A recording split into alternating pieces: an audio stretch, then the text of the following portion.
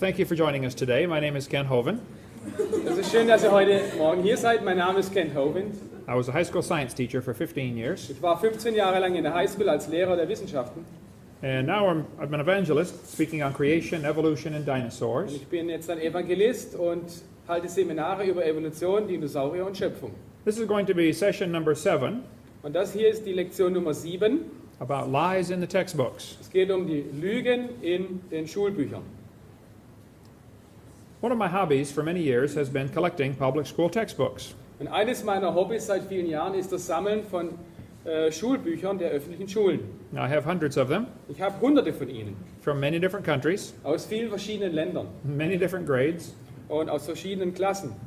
and there is much good science in the textbook. Und es gibt sehr viele gute Wissenschaft in diesen Schulbüchern. I am not against science. Und ich bin nicht gegen Wissenschaft. I like science. Ich mag Wissenschaft, I am concerned there are some lies mixed in our science textbooks. aber ich mache mir Sorgen darüber, dass ein paar Lügen in diesen Schulbüchern mit Wahrheit vermischt wurden. And that is what I'm concerned about. So, und darum kümmere ich mich.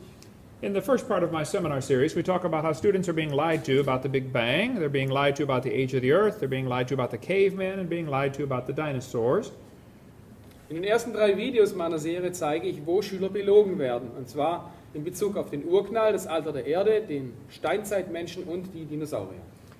In this video, we're going to talk about how students are being lied to, 25 more lies in the textbooks. Und in diesem Seminar werde ich jetzt zeigen, wie unsere Schüler und Studenten mit weiteren 25 Lügen konfrontiert werden.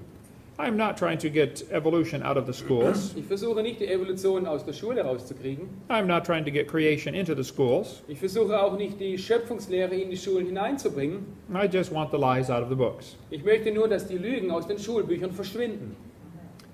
I'm not against teachers. Ich habe nichts gegen Lehrer. My mother retired from teaching public school. Meine Mutter ist jetzt in Rente und war früher Lehrerin in einer öffentlichen Schule. My brother is in his 34th year teaching public school right now. Und mein Bruder lehrt jetzt seit 34 Jahren in einer öffentlichen Schule. I taught school 15 years. Und ich war in der Schule 15 Jahre als Lehrer. There are many good teachers in the system. Und es gibt in diesem System viele gute Lehrer. I'm just concerned about the lies.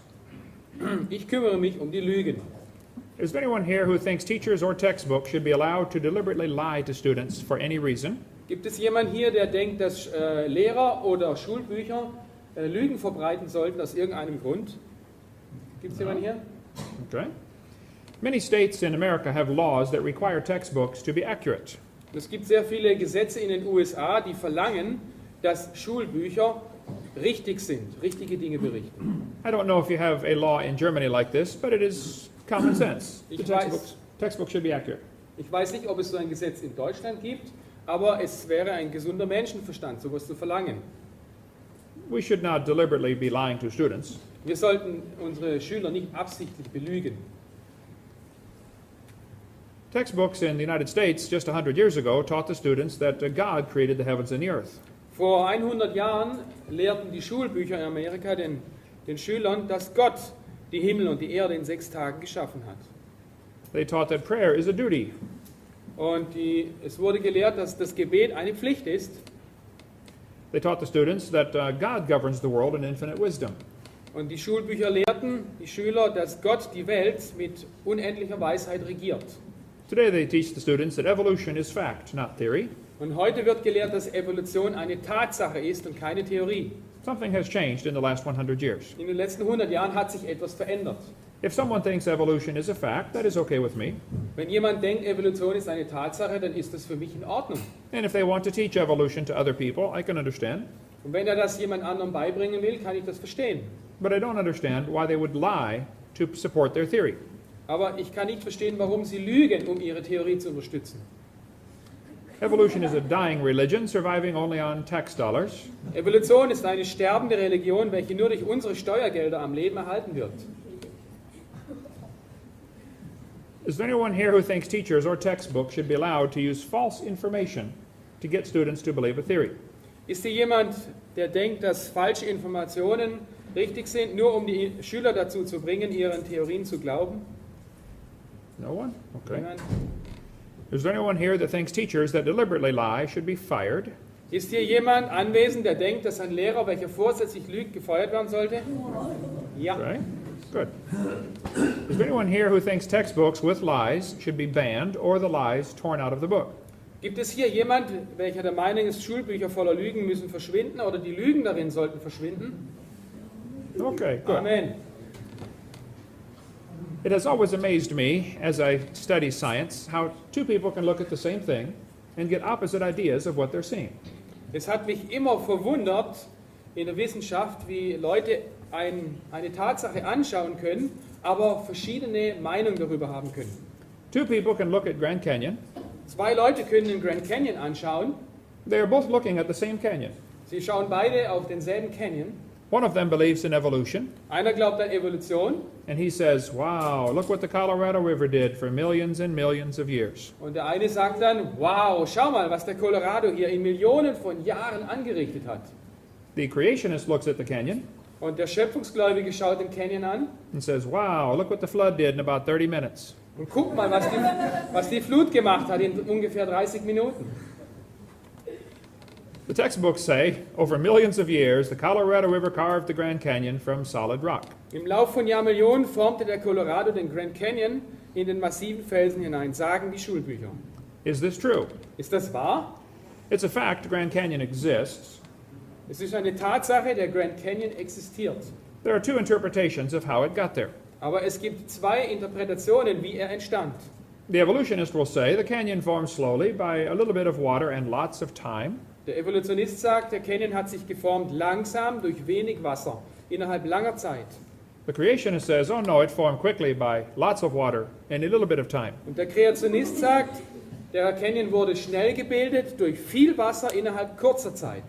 The people who believe in evolution are always trying to erase the line between their interpretation and the fact.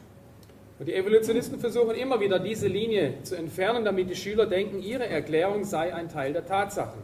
They include their interpretation as part of the fact. Und sie versuchen, ihre Interpretation als Tatsache auszugeben. You must be aware this is not correct. Aber du musst aufpassen, das ist nicht richtig. This author says the Colorado River has cut through layer upon layer of rock over millions of years. Und dieses Schulbuch sagt, der Colorado hat innerhalb Jahrmillionen Schicht um Schicht aus dem Felsen herausgeschnitten. I was in a debate with an atheist one time. Ich hatte einmal eine öffentliche Diskussion mit einem Atheisten. He said, Hovind, you are so stupid. Hey, Herr Hovind, du bist so dumm. Don't you know it took millions of years to make the Grand Canyon? Weißt du nicht, dass es Millionen von Jahren gebraucht hat, um den Canyon zu formen?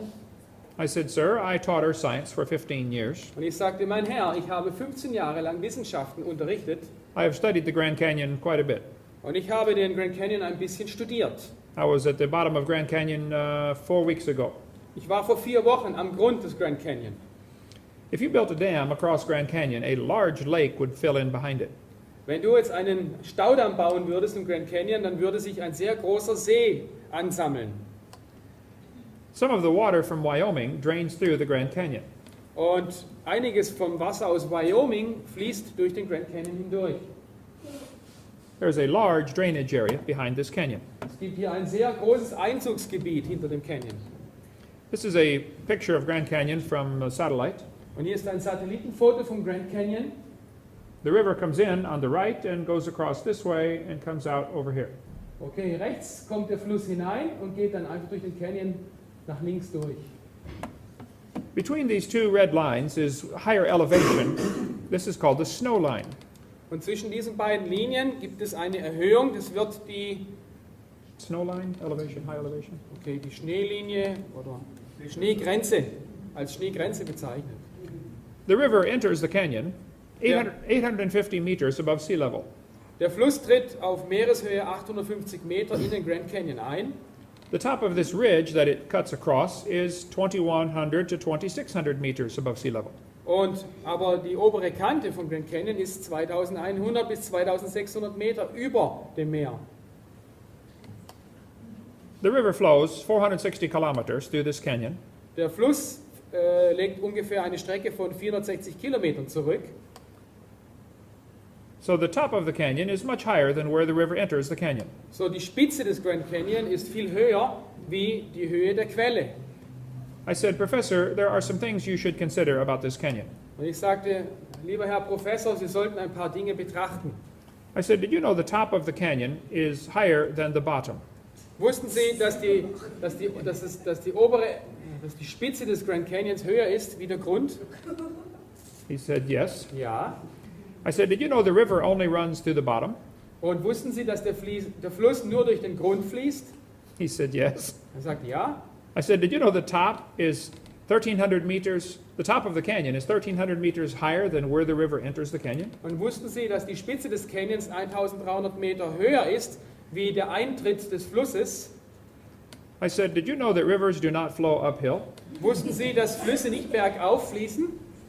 I said, did you know there is no delta? Und haben Sie gesehen, es gibt kein Delta? Nobody knows where the mud is that washed out of Grand Canyon. Und niemand weiß, wo der Dreck ist, der aus dem Grand Canyon herausgewaschen wurde. The water was going through so fast, the mud is probably in the Pacific Ocean. Das Wasser floss wahrscheinlich so schnell hindurch, dass der ganze Schlamm im Ozean ist. That river did not make that canyon. Dieser Fluss hat den Canyon nicht gemacht. Grand Canyon is a washed out spillway. Und dieser Canyon, das ist einfach ein ausgewaschenes Becken. There used to be two large lakes behind Grand Canyon. Und es gibt zwei Seen hinter dem Grand Canyon, The lakes are gone. aber diese Seen sind weg.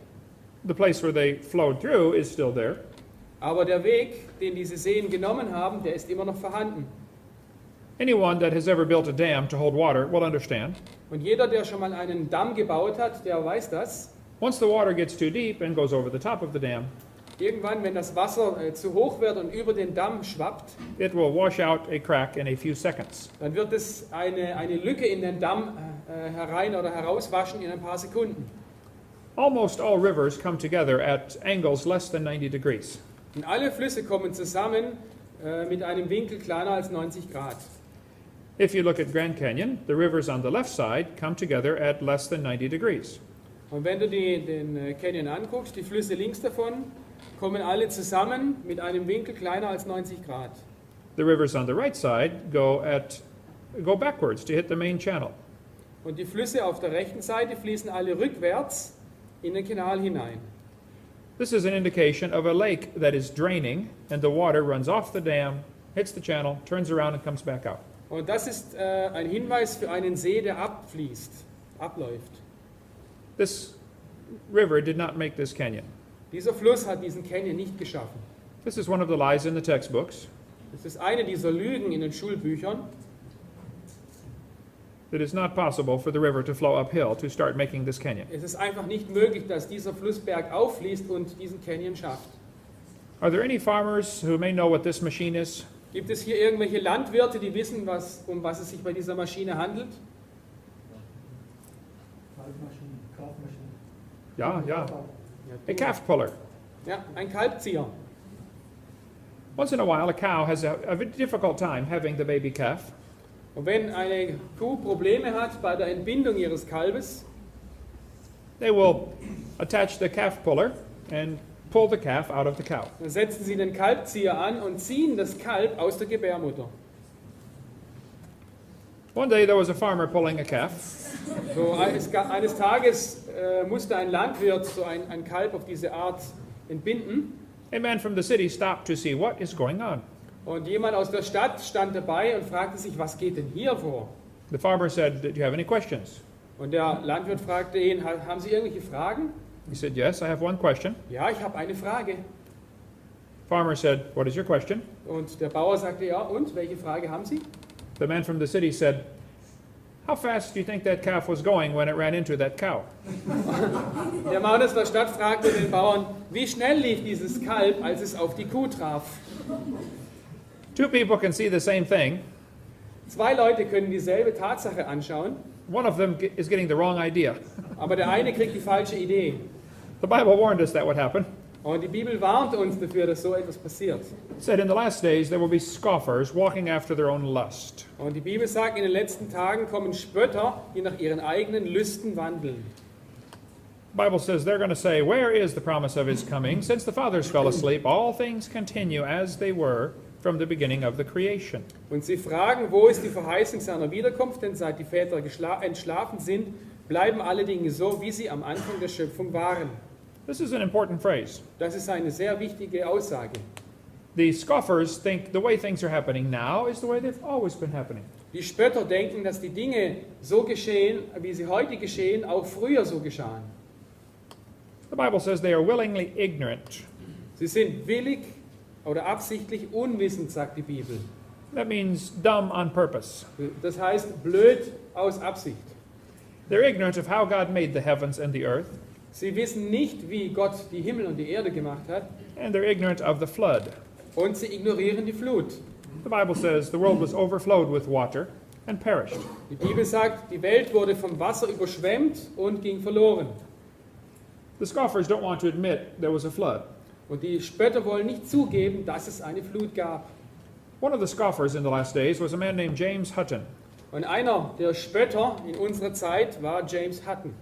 He wrote a book and said the earth is much older than everybody thinks. Und er schrieb ein Buch, in dem es heißt, dass die Erde sehr viel älter sei, als die meisten Leute denken. In 1795, when he wrote his book, most people believed the Bible. Und 1795, als er sein Buch schrieb, glaubten die meisten Leute an die Bibel. During this time in history, there were many revolutions. Und während dieser Zeit in der Weltgeschichte gab es sehr viele Revolutionen. We had the American Revolution, the French Revolution, the Spanish, the Polish, the Italian, the German. Wir hatten die amerikanische, die französische, die spanische, polnische, italienische und deutsche Revolution. Everyone was eliminating monarchy and establishing democracy. Jeder hat die Monarchie abgeschafft und die Demokratie eingesetzt.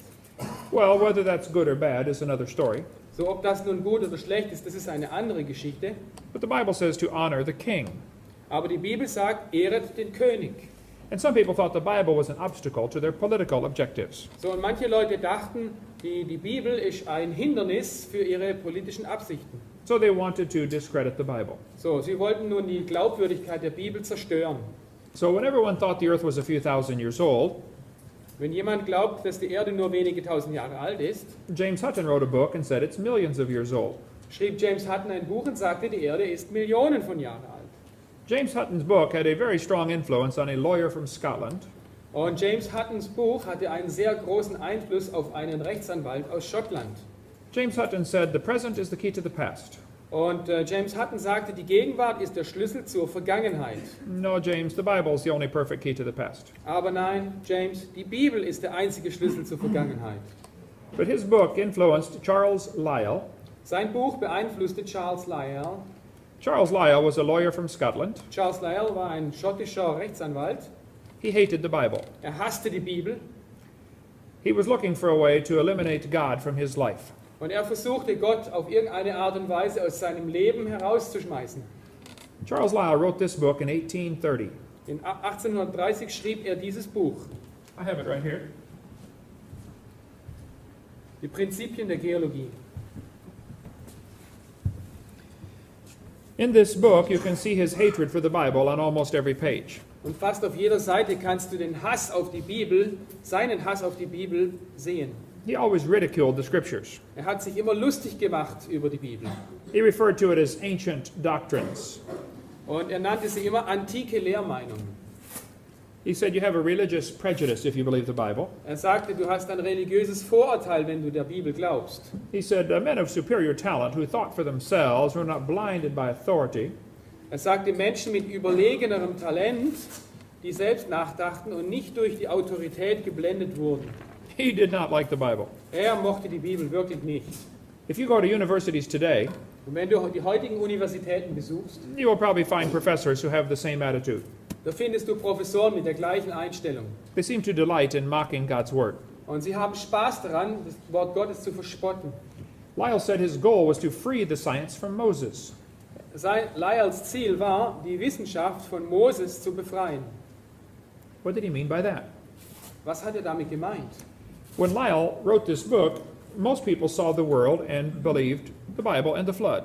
Als Lyell das Buch schrieb, glaubten die meisten Leute der Bibel und sahen die Erde so an, wie die Bibel sagt.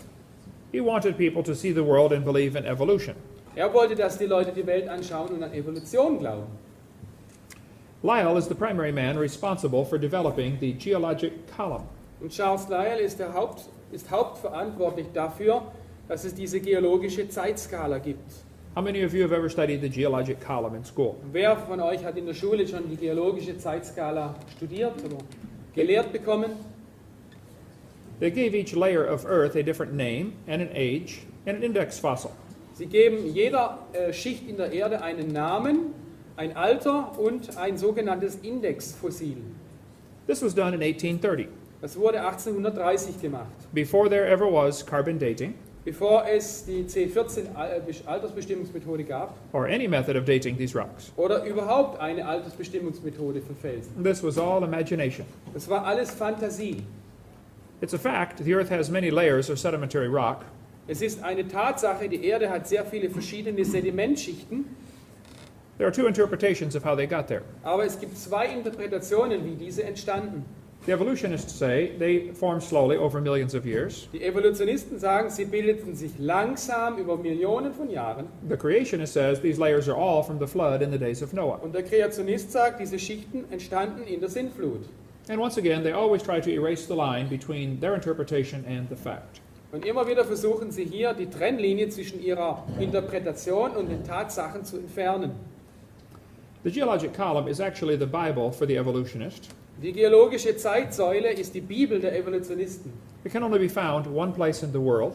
Man kann sie nur an einer einzigen Stelle auf der Welt finden.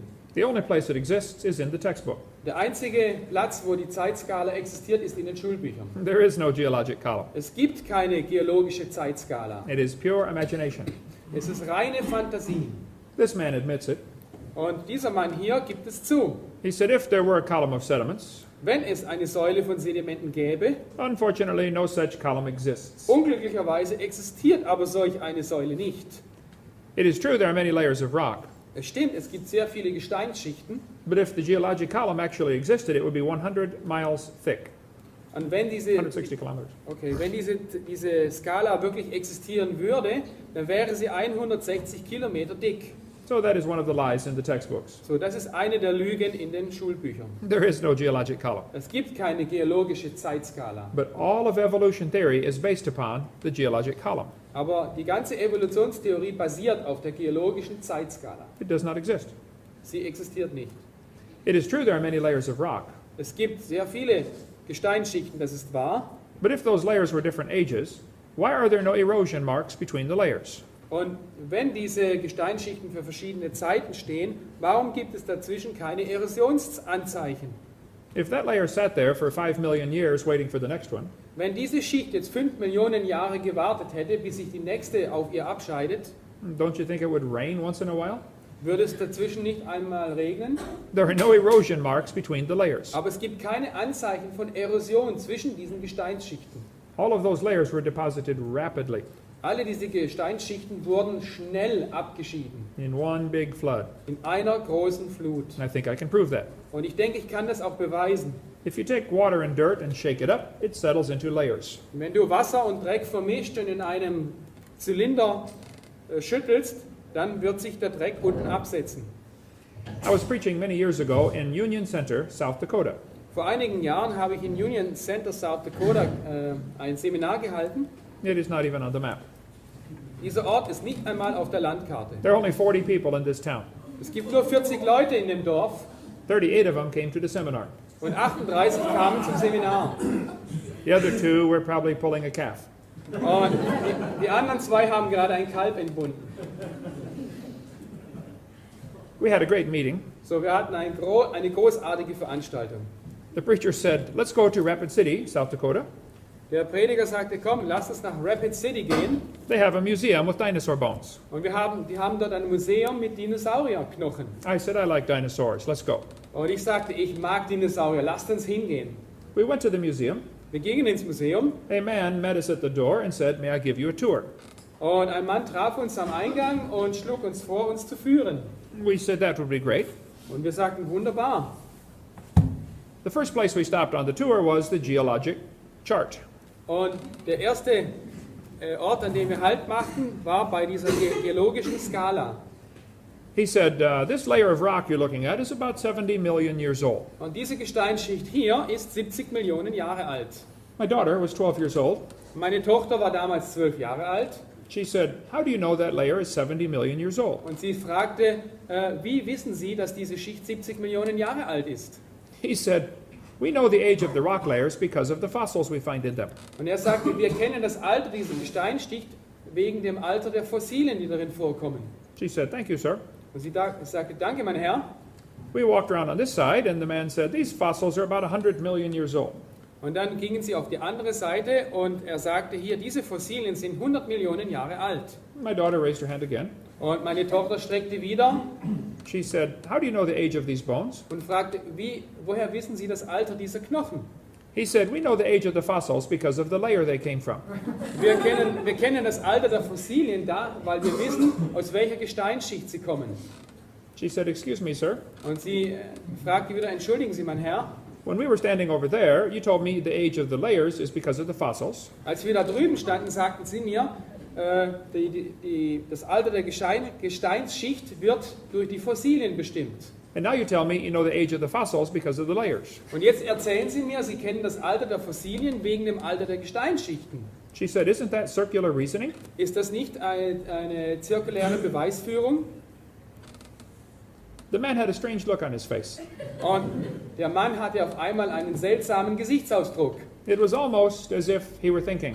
Und es erschien fast so, als ob er nachdenken würde. He looked at my daughter. Er schaute meine Tochter an, He looked at me. er schaute mich an, I was not going to help him. aber ich wollte ihm nicht helfen. I said, this is going to be interesting. Und ich dachte, das wird interessant. He looked back at my daughter. Er schaute meine Tochter wieder an He said, you are right. I never thought of that before. und sagte, du hast recht, ich habe da noch nie drüber nachgedacht. That is circular reasoning. Das ist, Zirkelschluss nennt man das, ja. Ah. Zirkelschluss nennt man das. That man drove 50 miles to come hear me preach that night. Und dieser Mann 80 fuhr 40 Meilen, um mich an diesem Abend predigen zu hören. The crowd swelled to 39. Und die Menge wuchs an auf 39. Afterwards, he talked to me for almost an hour. Danach hat er fast eine Stunde lang mit mir geredet. He said, is everything I believe about geology wrong? Und er fragte mich, ist alles, was ich über Biologie glaube, falsch? He said, I teach geology in the college. Er sagte, ich lehre Geologie im College, im Gymnasium. I said, no, you've learned many good things. Und ich sagte, nein, Sie haben bestimmt sehr viele gute Sachen gelernt. You've learned the names of all the minerals. Sie haben die Namen der ganzen Mineralien gelernt. There are nearly 1,200 different Und minerals. es gibt ungefähr 1200 verschiedene Mineralien. Some have names about this big. Und manche haben so lange Namen. I said, you have learned many good things about geology. Du hast sehr viele gute Dinge über Geologie gelernt. But the layers are not different ages. Aber die Schichten sind keine unterschiedlichen Zeitalter. It is based on circular reasoning. Sie basieren auf Zirkelschluss. I will show you. Und ich zeige dir das. On page 306, it tells the students to date the rocks by the fossils. Okay, auf Seite 306 heißt es, bestimme das Alter der Felsen durch die Fossilien. On page 307, it says date the fossils by the rocks. Und auf Seite 307 heißt es, bestimme das Alter der Fossilien durch die Felsschicht. This is silly. Das ist dumm. We could talk all day about circular reasoning. Wir könnten den ganzen Tag uns über den Zirkelschluss unterhalten. They do not date the fossils by carbon dating. Sie bestimmen nicht das Alter von Felsen durch die C14-Methode. Radiometric dating would not have been feasible if the geologic column had not been erected first. Radiometrische Datierung wäre nicht machbar gewesen, wenn die geologische Säule vorher nicht erstellt worden wäre. This man says the rocks do date the fossils, but the fossils date the rocks more accurately. Dieser Mann sagte, die Gesteine datieren die Fossilien, aber die Fossilien datieren die Gesteine genauer. I think the cheese fell out of his sandwich. The what? The cheese fell out of his sandwich. It's Okay, not too smart. ich glaube, ihm ist der Käse vom Brot gefallen. What expression they use in Germany? His elevator doesn't go to the top. Hat nicht alle Tassen im Schrank, oder? Yeah. He doesn't have all his cups in his cupboard. Okay. There we go. I like to ask evolutionists this question. Und ich frage Evolutionisten gern ich stelle Evolutionisten gern diese Frage. I say the geologic column contains limestone quite a few different places. Die geologische Säule enthält in verschiedenen Schichten immer wieder Kalkstein. If I hand you a piece of limestone, how do you know if it's 100 million years old or 600 million years old? Und wenn ich dir so ein Stück Kalkstein gebe, woher willst du wissen, ob es 100 Millionen Jahre alt ist aus dem Jura oder 600 Millionen Jahre alt aus dem Kambrium? They're both limestone. Das sind beide Kalkstein. He said, we tell by the index fossils. Ja, das wissen wir von den Indexfossilien her. That is my point. Und genau darauf will ich hinaus. They date the rocks by the fossils. Sie datieren das Alter der Geschichten durch die Fossilien. This textbook shows the students a trilobite. Und in diesem Schulbuch wird den Schülern ein Trilobit gezeigt. It says trilobites are good index fossils. Und sie sagen, Trilobiten sind gute Indexfossilien oder Leitfossilien. If you find a trilobite, the rock is 500 to 600 million years Und old. wenn du irgendwo einen Trilobiten findest, dann ist diese Gesteinsschicht 500 bis 600 Millionen Jahre alt. I don't believe this is true. Aber ich glaube nicht, dass das stimmt. A man found a fossil of a shoe print where the man had stepped on, it smashed a trilobite. Es wurde ein versteinerter Schuhabdruck gefunden mit einem zerquetschten und zertretenen Trilobiten. How could a human step on a trilobite? Wie konnte ein Mensch auf einen Trilobiten treten? The textbooks say they lived 500 million years ago. Die Schulbücher sagen, sie lebten vor 500 Millionen Jahren. They say man did not come till 3 million years ago. Aber die Menschheit existiert erst seit 3 Millionen Jahren. And then he didn't wear shoes till 5,000 years ago. Und dann haben sie 5000 Jahre lang keine Schuhe angehabt. I don't think trilobites lived millions of years ago. Ich glaube nicht, dass Trilobiten vor Millionen von Jahren gelebt haben. One man said, maybe aliens visited the planet 500 million years ago. Und jemand sagte, ja, vielleicht sind die Aliens vor 500 Millionen Jahren gekommen und haben den Planeten besucht. No, that will explain it. Ja, das ist die Erklärung. Another man said, maybe there was a large trilobite shaped like a shoe that fell on a small one. Und vielleicht gab es einen Trilobiten, der aussah wie ein Schuh und der fiel dann auf den kleinen Trilobiten. There are big trilobites, Es gab große Trilobiten, but they are not shaped like a shoe. aber sie sahen nicht aus wie ein Schuh. The trilobite had the most complicated eye ever. Die Trilobiten haben die kompliziertesten und perfektesten Augen, die die Natur je hervorgebracht hat. Trilobite eyes are amazing. Trilobitenaugen sind wirklich erstaunlich. This is supposed to be one of the first creatures to evolve. Und das sollte eine der ersten Geschöpfe sein, die sich entwickelt haben. It already has the most complex eye. Es hatte schon das absolut komplizierteste Auge. So when they tell you trilobites are index fossils, that is a lie. Wenn Sie dir erzählen, dass Trilobiten Leitfossilien sind, dann ist das eine Lüge. There may be some trilobites still alive. Und es gibt heute noch Trilobiten, die leben. This textbook shows the kids an index fossil called a graptolite. Und hier wird den Kindern ein Leitfossil gezeigt, ein Graptolit. They say it's from 410 million years old. Und sie sagen, es sei 410 Millionen Jahre alt. I don't think so. Aber ich glaube das nicht. Graptolites were found still alive in 1993. 1993 hat man lebendige Graptoliten im Südpazifik gefunden. If they are still alive, they could exist in any rock layer. So, und wenn sie heute noch leben, dann können sie in jeder Gesteinsschicht vorkommen. So any index fossil dating is wrong. So, jede Datierung nach Leitfossilien ist daher falsch. The students are taught that the lobe-finned fish are index fossils from 325 million year old rock. Just a minute, I'll get it for you. Yeah, oh, well. Okay, okay. Es wird den Schülern gesagt, dass Quastenflosser ein Beweis für Evolution sind. This is a lie. The lobe-finned fish are still alive. Und das ist eine Lüge, denn es gibt heute noch lebendige Quastenflosser. When they found them still alive in the ocean, Man hat sie heute noch lebendig im Ozean gefunden they said, this is amazing. und sie sagen, das ist erstaunlich. They survived for 325 million years. Sie haben 325 Millionen Jahre überlebt. They never considered questioning the geologic column. Aber sie stellten nie die geologische Säule in Frage. These fish are swimming the Indian Ocean today. Heutzutage sind diese Fische noch im Indischen Ozean. This woman wrote a book about a fish caught in time. Hier ist eine Frau, die ein Buch schrieb über einen Fisch gefangen in der Zeit. She said, it's our own great uncle, 40 million times removed. Sie sagt, es ist unser eigener Urgroßonkel vor 40 Millionen Jahren. I don't think I can help someone like that. Aber so jemandem kann man nicht helfen, denke ich. You will be told dinosaurs are index fossils for 70 million year old rock.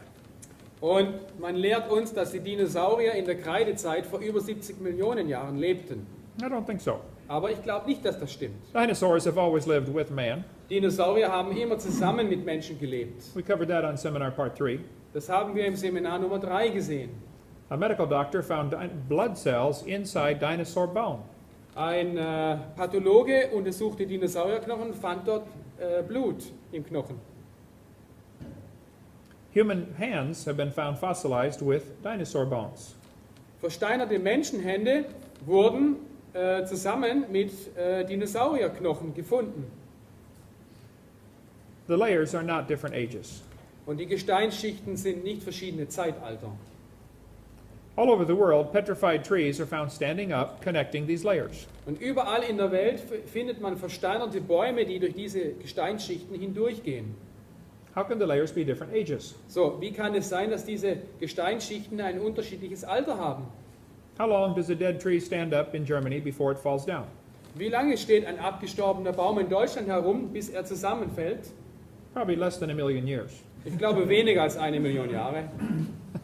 Those layers cannot possibly be different ages. Diese Gesteinsschichten können unmöglich verschiedene Zeitalter sein. Maybe by a few weeks or months. Vielleicht ein paar Wochen oder Monate.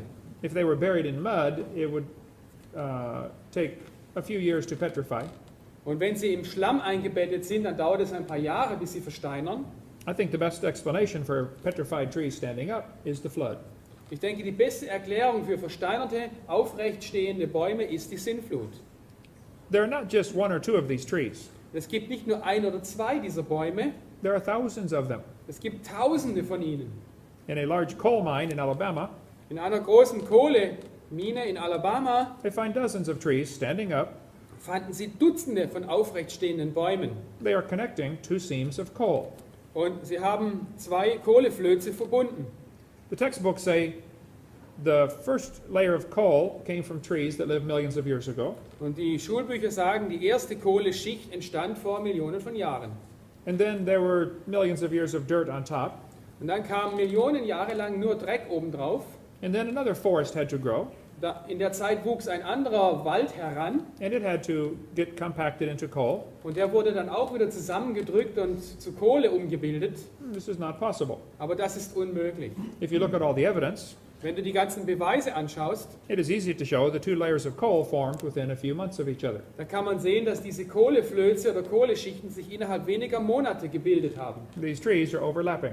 Diese Bäume überlappen sich nämlich. This tree is almost 10 meters tall, standing straight up. Und dieser Baum hier ist ungefähr 10 Meter lang, steht aufrecht. In Nova Scotia, Canada, there are hundreds of petrified trees standing straight up. In Nova Scotia in Kanada findet man hunderte von solchen aufrecht stehenden Bäumen. They go through nearly 800 meters of rock. Und sie gehen durch fast 800 Meter Gesteinsschicht. I don't think it's smart to say the layers are forming slowly.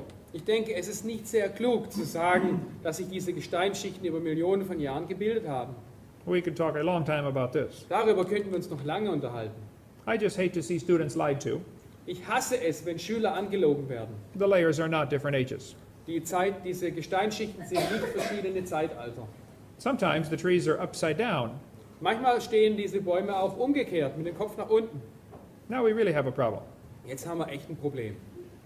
I've thought about this for a long time. Ich habe lange darüber nachgedacht. The evolutionist has 2 ways to solve this problem. Und der Evolutionist hat 2 Möglichkeiten, aus diesem Dilemma herauszukommen.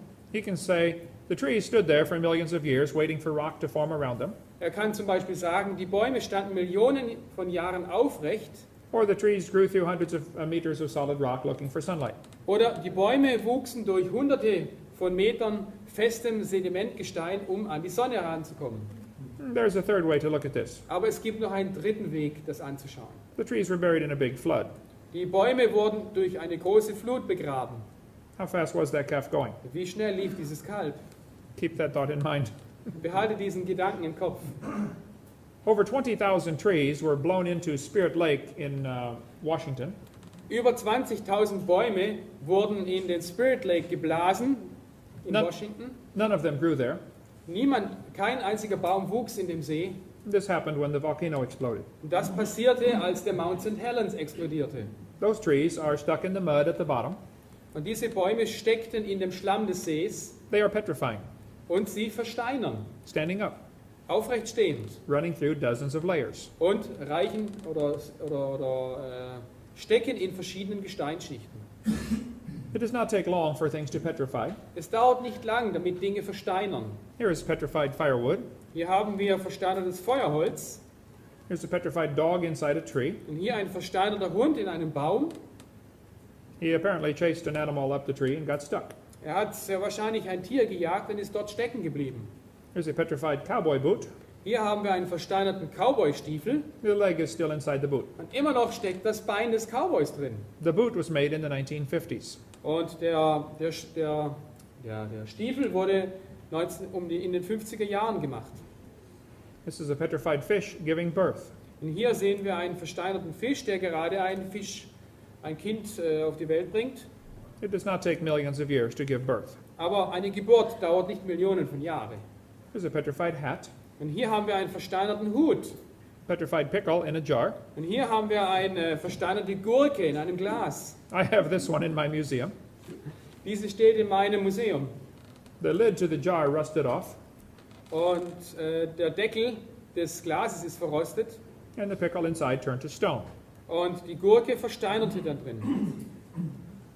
Here's our petrified sacks of flour. Und hier ist ein versteinerter Mehlsack. This is from a flour mill that flooded in 1910. Und das ist von einer Mühle, die 1910 überflutet wurde. So when they tell you layers are different ages, that is simply a lie. Und wenn sie dir erzählen, diese Gesteinsschichten stellen Zeitalter dar, dann ist das eine Lüge. 80 to 85% of the Earth's surface does not even have 3 of these geologic periods in correct consecutive order.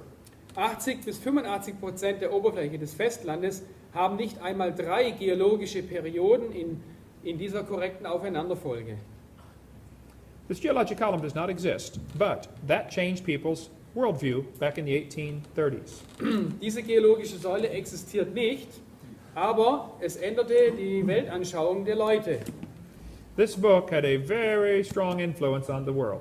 Dieses Buch hatte einen sehr starken Einfluss auf die Welt. It especially affected a young preacher who just graduated from Bible college.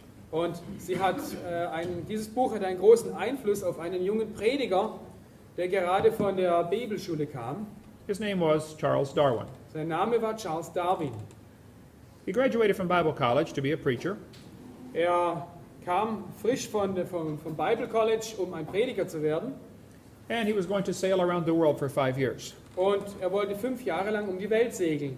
He brought some books with him to read. Und er nahm sich ein paar Bücher mit. He brought his Bible, Seine Bibel and he brought Charles Lyell's book. und Charles Lyells Buch nahm er mit. He said that book changed his life forever. Und er sagte, dieses Buch veränderte sein Leben für immer. That is very true. Und das stimmt absolut. He said, disbelief crept over me slowly. I felt no distress. Und der Unglaube überkam mich zuerst sehr, sehr langsam und ohne Spannung. He lost his faith in the Bible. Und er verlor den Glauben an die Bibel. After he died, his wife invented the story that he repented on his deathbed. Und nach seinem Tod erfand seine Ehefrau die Geschichte, dass er auf seinem Sterbebett Buße tat. That story still circulates today. Und diese Geschichte ist heute noch überall zu hören. As Darwin sailed around the world, Als Darwin die Welt umsegelte, he came to these islands right there. erreichte er genau hier diese Inseln. There on those islands, he noticed there were 14 varieties of finches. Und auf diesen Inseln gibt es 14 Variationen von Finken. He studied the birds carefully. Er studierte diese Vögel sehr genau He said, I think these birds have a common ancestor. und er sagte, ich denke, diese Vögel haben einen gemeinsamen Vorfahren. I agree. Und da stimme ich ihm zu. It was a bird. Es war ein Vogel. Then he said, maybe this proves birds are related to bananas. Und er sagte, vielleicht beweist das die Verwandtschaft dieser Vögel mit Bananen. People say, oh, he did not say that. Und Leute sagen, nein, das hat er nie gesagt. Yes, he did. Aber doch, das hat er. Here's his book right here Hier ist sein Buch on page 170. auf Seite 170.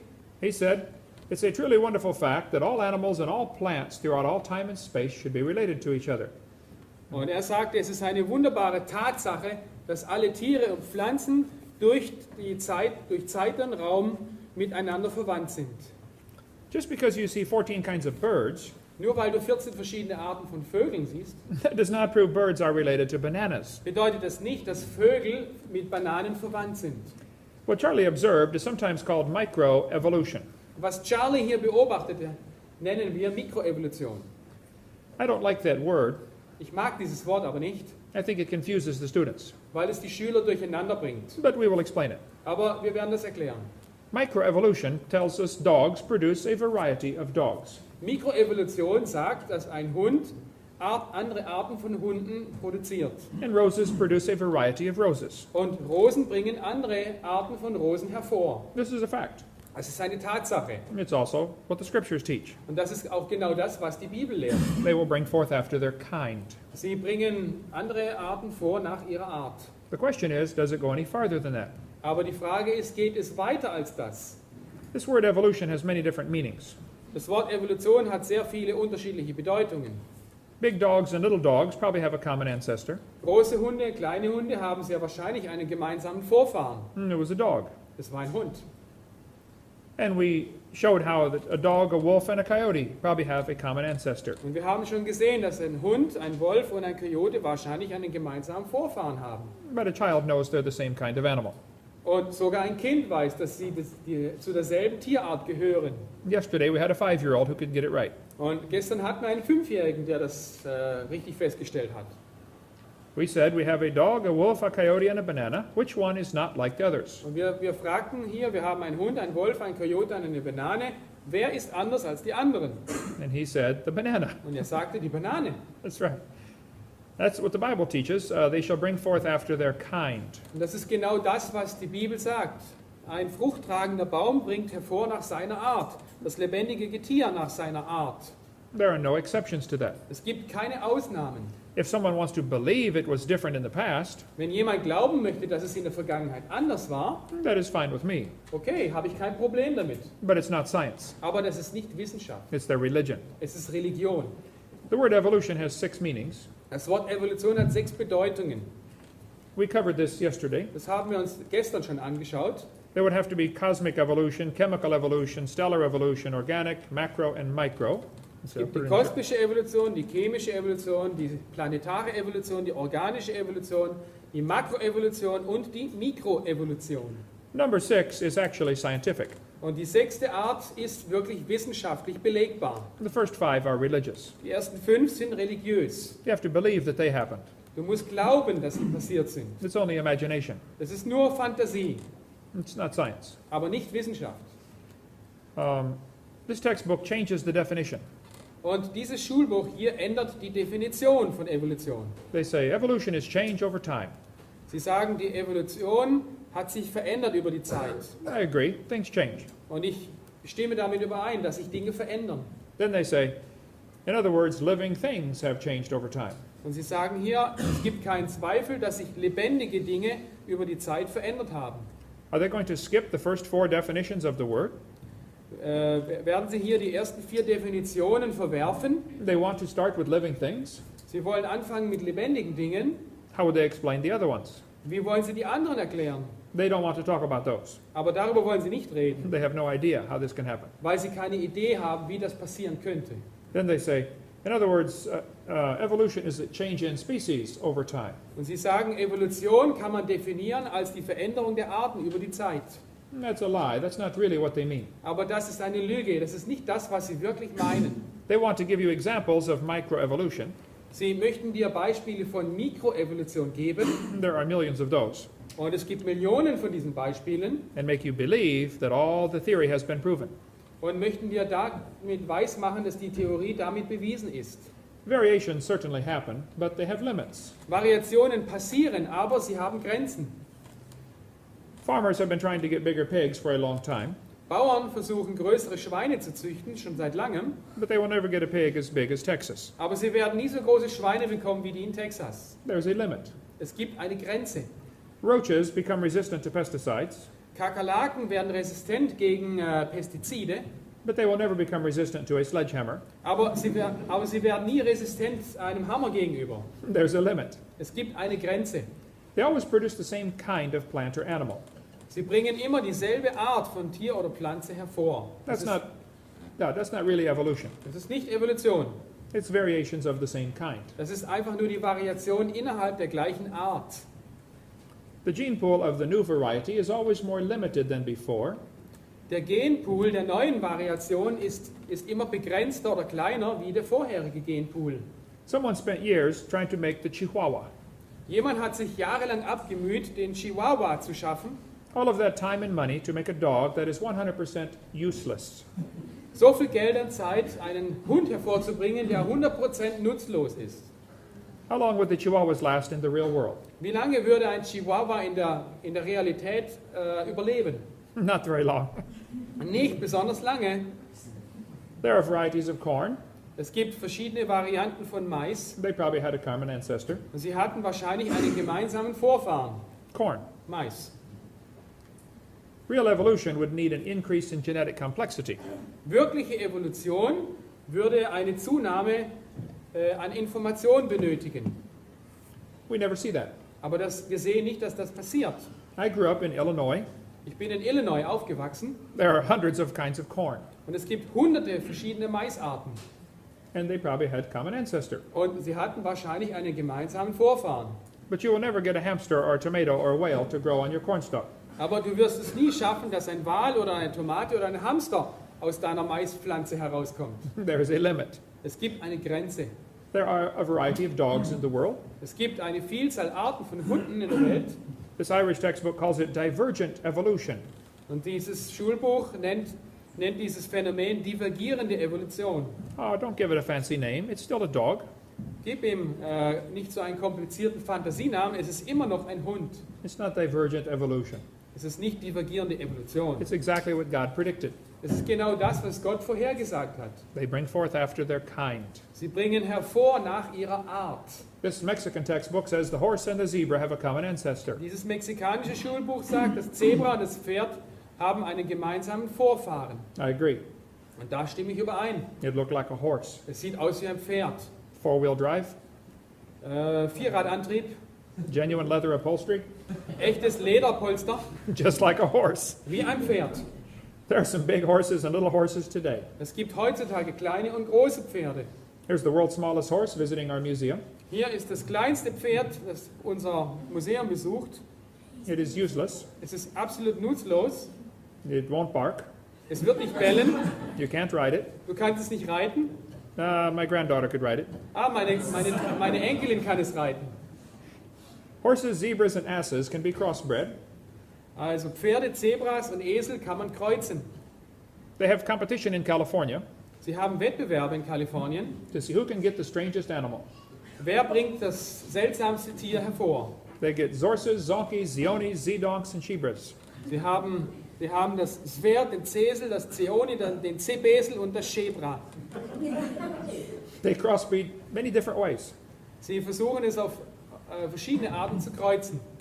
Here are zebroids. Man sieht hier Zebroide.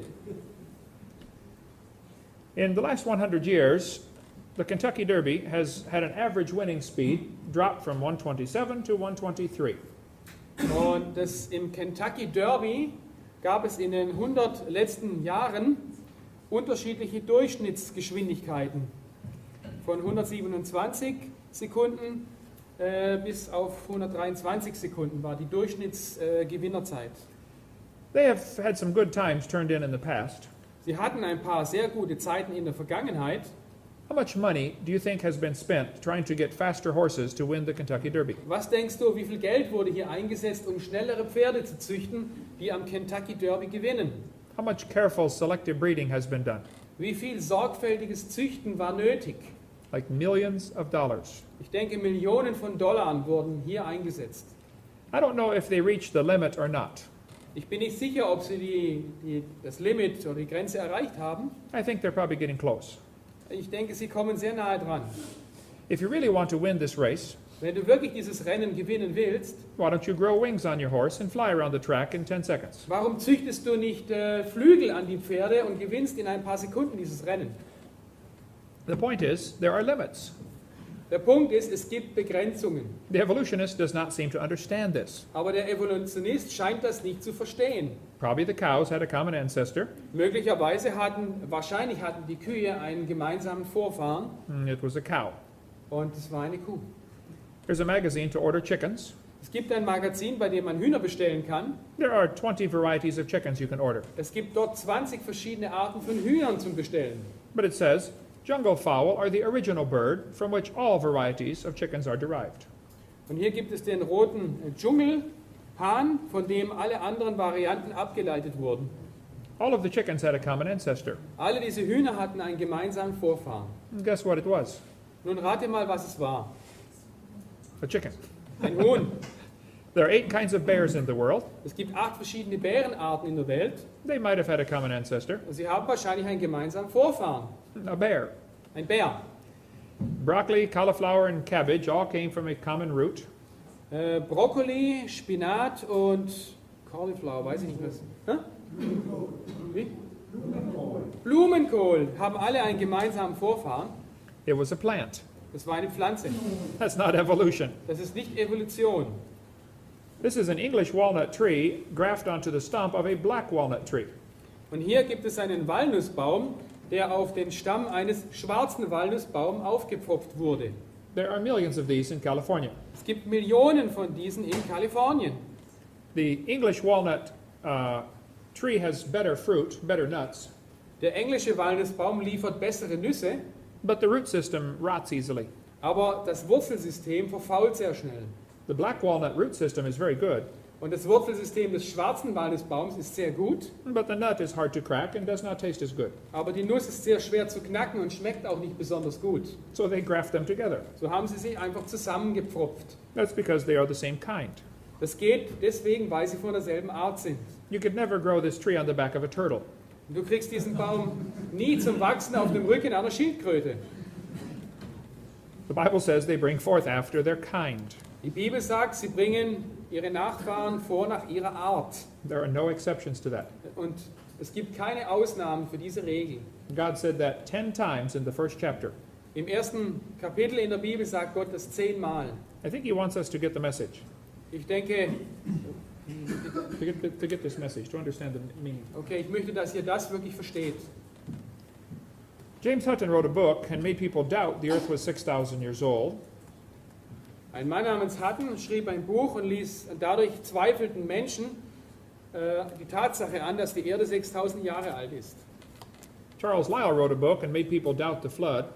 Charles Lyell schrieb ein Buch und ließ Menschen an der Sintflut zweifeln. Charles Darwin wrote a book and made people doubt the Creator. Charles Darwin schrieb ein Buch und ließ die Menschen am Schöpfer zweifeln.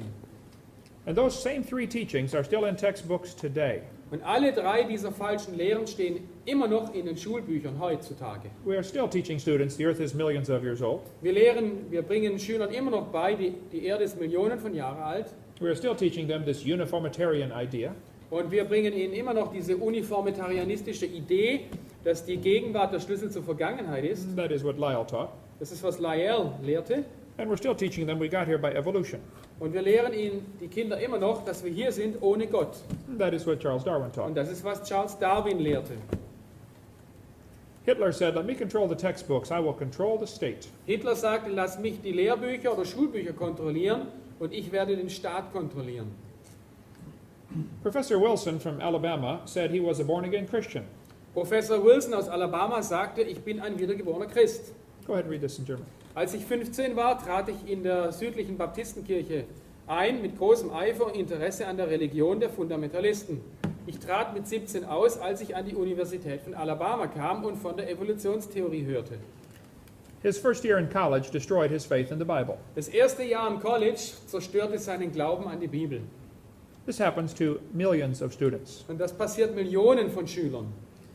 Scott wrote me a letter. Scott schrieb mir einen Brief. He said, oh, you can read this in German here. Dr. Hovind, bis ich ins College ging, war mein Glaube an Gott gesund, aber mein Geschichtsunterricht am College hat dazu geführt, dass dieser Glaube zerstört wurde. Ich fing an, die Bibel, Gottes Wort, anzuzweifeln. Ich fing sogar an, daran zu zweifeln, dass Jesus wirklich Gottes Sohn ist und für meine Sünden starb und auferstand. Mein bester Freund zeigte mir ihre Videos und was ich sah, erfüllte mich mit Ehrfurcht. Alles, was ich dachte, über das Leben zu wissen, änderte sich. His college history class almost destroyed his faith. Der Geschichtsunterricht in seinem College zerstörte fast seinen Glauben. This happens every day. Das passiert jeden Tag. 75% of children raised in Christian homes who go to public school reject the Christian faith after 1 year of college. 75 aller Kinder aus christlichen Elternhäusern, die öffentliche Schulen besuchen, werden einfach in ihrem Glauben verzweifeln im ersten Jahr. I think the creation ministry is the greatest ministry in the world today. Und ich denke, der Schöpfungsdienst ist der größte Dienst heutzutage in der Welt. This is the message this world needs. Das ist die Botschaft, die diese Welt braucht. There are two great sermons in the book of Acts. Es gibt in Apostelgeschichte 2 große Predigten. In Acts chapter 2, Peter was preaching to the Jews. In Apostelgeschichte 2 predigt Petrus den Juden He quoted many scriptures. und er zitierte sehr viele Bibelstellen. The Jews are familiar with scriptures. Und die Juden waren sehr vertraut mit der Bibel. That is how you must reach them. Und deswegen muss man sie auf diese Art erreichen. In Acts chapter 17, Und im nächsten Kapitel 17 Paul was preaching on Mars Hill. predigte Paul auf dem Marshügel in Athen. He did not quote one scripture. Aber er hat nicht eine einzige Bibelstelle zitiert. An entire sermon with no Bible verses. In der ganzen Predigt gab es keine Bibelstellen. He said, I want to talk to you about the unknown God. Er sagte zu den Athenern, ich möchte mit euch über den unbekannten Gott reden. He said, God that made the world. Er sagte, Gott, der die Welt gemacht hat. He started with creation. Er fing an mit der Schöpfung. I think we need to reach people starting with the creation message. Wenn du Leute erreichen willst, dann musst du mit der Schöpfungsgeschichte anfangen. If God is the creator, Wenn Gott der Schöpfer ist, he is the owner. dann gehört ihm die Schöpfung auch. Our job is to find out what he wants Und wir sollen herausfinden, was er möchte. and do what he says. Und einfach tun, was er sagt. He owns this place. Ihm gehört dieser Ort. He makes the rules, Er macht die Regeln, whether you like it or not. ob du das magst oder nicht. There are some people who don't like God telling them what to do. Es gibt Leute, die mögen es nicht, dass Gott ihnen vorschreibt, was sie tun sollen. Satan warned us, or the Bible warned us these people would come. Und die Bibel hat uns vor diesen Leuten gewarnt. Paul said to Timothy, be careful about science that is falsely so called. Und die Bibel sagt hier, O Timotheus, bewahre das dir anvertraute Gut, indem du ungöttlichen und eitlen Reden und Widersprüchen der fälschlich sogenannten Wissenschaft vermeidest. Evolution is not science. Evolution ist nicht Wissenschaft. It's a religion. Es ist eine Religion. It's a substitute for Christianity. Es ist ein Ersatz für das Christentum. There are probably thousands of people within a few miles of here who believe in evolution. Und es gibt im Umkreis von vielen tausend Kilometern Leute, die an Evolution glauben. Everyone thinks the mission field is across the ocean. Und jeder denkt, das Missionsfeld ist irgendwo hinter dem Ozean. No, it's across the street. Nein, es ist über der Straße. There's somebody you can reach with the creation Und story. es gibt jemanden, den du mit der Schöpfungsgeschichte erreichen kannst. We have found that spreading the message of creation is a great evangelistic tool. Und wir haben herausgefunden, wenn man die Schöpfungsgeschichte verbreitet, hat man ein sehr gutes evangelistisches Werkzeug. And you could get involved in this. Und du kannst hier auch mitmachen. You say, oh, I don't understand carbon dating. Oh nein, ich habe keine Ahnung von C14-Methode. Okay, then help the 10-year-olds understand creation. Okay, egal, dann hilft den 10-Jährigen, die Schöpfung zu verstehen. They never ask about carbon dating. Sie stellen nie Fragen über C14-Methode. Everybody can reach somebody. Jeder kann irgendjemand erreichen. There's somebody who will listen to you today. Und es wird irgendjemand geben, der dir auch heute zuhört. You can get our materials and make copies. Und du kannst unser Material bekommen und es kopieren. People will sit home and watch a video that you will never get to come to church. Und Leute werden ein Video angucken zu Hause, aber das sind genau die Leute, die nie in die Gemeinde kommen würden. Especially men. Vor allem Männer. If they're sitting at home holding the remote, Und wenn die Männer zu Hause sitzen, ihre Fernbedienung halten, this feeling of power surges through their body. und durchströmt sie ein Gefühl der Macht. How many know what I'm talking about? Wie viele wissen, was es bedeutet? Yes! Give them a videotape to watch. Gib ihnen ein Video, das sie anschauen können. It is amazing how many will get saved. Es ist wirklich erstaunlich, wie viele Leute gerettet werden. If you're here today and you're not sure you're a Christian, Wenn du heute hier bist und du weißt nicht sicher, ob du ein Christ bist, then what are you waiting for? auf was wartest du? You need to think about this. Du solltest darüber nachdenken. You'll be dead for a long time. Du wirst eine lange Zeit tot sein You could die today. und du kannst heute sterben. Have you seen the way they drive in your country? Hast du gesehen, wie sie in deinem Lande fahren? I'm going to die someday. Ich werde eines Tages sterben. I'm going to try to make it the last thing I do, Und ich versuche, dass es das Letzte ist, was ich tue. but it's going to happen. Aber es wird passieren. It's going to happen to you too. Und dir wird es auch passieren. And you will be dead for a long time. Und du wirst eine lange Zeit tot sein. Make sure you're going to the right place. Und mach einfach sicher, stelle sicher, dass du an den richtigen Ort kommst. This evolution theory is only supported by lies. Diese Evolutionstheorie wird nur durch Lügen unterstützt. In the next session, we will cover many more lies in the textbook. Und in der nächsten Lektion werden wir weitere Lügen betrachten. Go home and call someone and bring them with you to the seminar. Wenn du nach Hause gehst, ruf jemanden an und bring ihn mit zu diesem Seminar. And we will see you this afternoon. Und wir werden uns heute Nachmittag wieder sehen. Thank you for joining us. Schön, dass ihr heute hier bei uns seid. My name is Ken Hovind. Mein Name ist Kent Hovind. I taught high school science for 15 years, Ich lehrte auf der High School seit 15 Jahren Wissenschaft. and now I speak on creation and evolution Und nun spreche ich über die Schöpfung, Evolution und Dinosaurier. and dinosaurs. This will be a continuation of our session on lies in the textbooks. Und wir setzen jetzt die Lektion über Lügen in den Lehrbüchern fort. I have collected textbooks for many years. Seit vielen Jahren sammle ich Lehrbücher I like science. und ich mag Wissenschaft.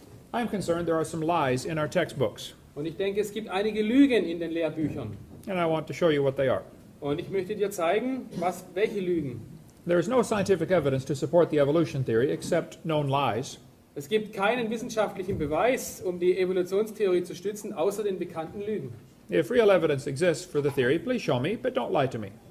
So, what? If real evidence exists, Okay. Wenn es wirkliche Beweise gibt, dann zeig sie mir bitte. Aber lüg nicht die Schüler an. if I had a theory that the moon is made of green cheese, Wenn ich that eine, would be a dumb theory. nehmen wir an, ich hätte eine Theorie, dass der Mond 3 Fuß hoch unter der Oberfläche aus grünem Käse besteht. It is okay to have a dumb theory. Es ist in Ordnung, eine dumme Theorie zu haben. There's no law against that. Es gibt kein Gesetz dagegen. But then suppose I said NASA proved it when they went there in 1973 on a secret mission. Aber wenn ich behaupten würde, die NASA hat es bewiesen, als sie 1973 in einer geheimen Mission dort war, Now I'm using lies to support my dumb theory. jetzt benutze ich Lügen, um meine dumme Theorie zu unterstützen. It is worse to get paid by tax dollars while I lie to support my dumb theory. Und es ist noch viel schlimmer, wenn ich mich für diese Lügen mit Steuergeldern bezahlen lasse. It is okay if someone wants to believe in evolution. Es ist in Ordnung, wenn jemand an Evolution glauben möchte. I don't mind about that. Das ist mir eigentlich egal. I don't want them to lie to support their theory. Aber ich möchte nicht, dass sie lügen, um ihre Theorie zu unterstützen. And I really don't want to pay their salary while they lie to support their theory. Aber ich möchte vor allem nicht ihren Lohn bezahlen, während sie andere Leute anlügen, um ihre Theorie zu unterstützen. Let's talk about some of the lies in the textbooks. Und jetzt wollen wir über ein paar Lügen in den Schulbüchern reden. The textbook says we have evidence from fossils. Die Schulbücher sagen, wir haben Beweise von den Fossilien. This is silly. Das ist dumm. No fossils count as evidence for evolution. Überhaupt kein Fossil kann als Beweis für Evolution gelten. You cannot prove those fossils had any children. Du kannst nicht beweisen, dass diese Fossilien irgendwelche Kinder hatten. You sure can't prove they had different children. Und du kannst noch nicht beweisen, dass sie unterschiedliche Kinder hatten. Evolution is dead. Some followers are having a hard time letting it go. They even lie to make you think everything is fine. Die Evolution ist tot und manche Anhänger haben Schwierigkeiten, sie fahren zu lassen. Sie lügen sogar, um uns glauben zu machen, dass alles in Ordnung sei. They say he never looked better. Pulse and heart rate look good. Hier, die Ärzte sagen, sie sahen nie besser aus, ihr Puls und ihre Herzfrequenz sind gut. No, it is dead. Ja, die Evolution ist tot. Time to bury it. Es ist Zeit, sie zu begraben. Evolution is based on two faulty assumptions. They say mutations make something new and natural selection makes it survive and take over the population. Die Evolution basiert auf 2 falschen Annahmen. Die erste ist, Mutationen bringen etwas Neues hervor und die natürliche Selektion lässt das Neue überleben und die ganze Population. In order for evolution to work, one animal must evolve a little better than the rest. Damit Evolution funktioniert, muss ein Tier sich weiterentwickeln und fortschrittlicher sein wie der Rest. The rest have to die, Der Rest muss aussterben, or else the new improved genes are swamped into the gene code. damit die neuen verbesserten Gene in den Genpool hineinkommen. Evolution is a religion of death. Die Evolution ist eine Religion des Todes. The question is simple. Did man bring death into the world, or did death bring man into the world? Die Frage ist wirklich, hat der Mensch den Tod in die Welt gebracht oder hat der Tod den Menschen in die Welt gebracht? These two theories are opposite. Und diese zwei Theorien widersprechen sich, schließen sich aus. They say mutations are the source of variations in populations. Man behauptet, Mutationen seien die ursprüngliche Quelle der Variationen. There's no question, mutations happen. Es gibt keine Frage, Mutationen passieren. But no one has ever seen a good one. Aber niemand hat je eine gute Mutation gesehen. Mutations do not produce evolution. Mutationen bringen keine Evolution hervor. They only degrade the gene code. Mutationen verringern den genetischen Code oder beschädigen ihn. Here's a mutated bull. He has 5 legs. Wir haben hier einen mutierten Bullen mit 5 Beinen. There's no new information added. Es wurde keine neue Information hinzugefügt, It's a scrambling of existing information. sondern hier wurden existierende Informationen durcheinander gebracht. The bull already has information on how to make a leg. In dem Bullen war die Information vorhanden, wie ein Bein entstehen muss. It just made one in the wrong place. Es entstand eben ein Bein am falschen Platz. Here's a short-legged sheep. Hier gibt es ein kurzbeiniges Schaf. There's no new information added. Es wurde keine neue Information hinzugefügt. It's a loss of information. Hier wurde Information verloren. And he is the first one the wolf is going to catch. Und dieses Schaf ist das erste, was der Wolf erwischt. Here's a 2-headed turtle. Hier eine zweiköpfige Schildkröte. That is mutant, Das ist ein Mutant, not ninja. kein Ninja. You have ninja turtles in... Ja, ja. Yeah. Ja, ja. He is going to freeze first winter. He's Yeah. going to freeze first winter Okay, der wird als erstes im Winter erfrieren. because no one makes a double-neck turtleneck sweater.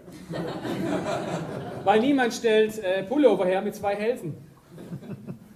It's 5 heads and 2 heads. Yeah, okay. His throat. You can scramble up letters of a word and get many different words. Du kannst die Buchstaben eines Wortes durcheinander mischen und du kriegst verschiedene andere Wörter. But that does not create new letters. Aber es wird keine neuen Buchstaben schaffen. Scrambling up letters from the word Christmas will never get you Xerox, Zebra, or Queen. Also wenn du Weihnachten oder das englische Wort Christmas durcheinander schüttelst, dann kriegst du Christ, Ramshead, Hit und so weiter, aber nicht Xerox, Zebra oder Queen.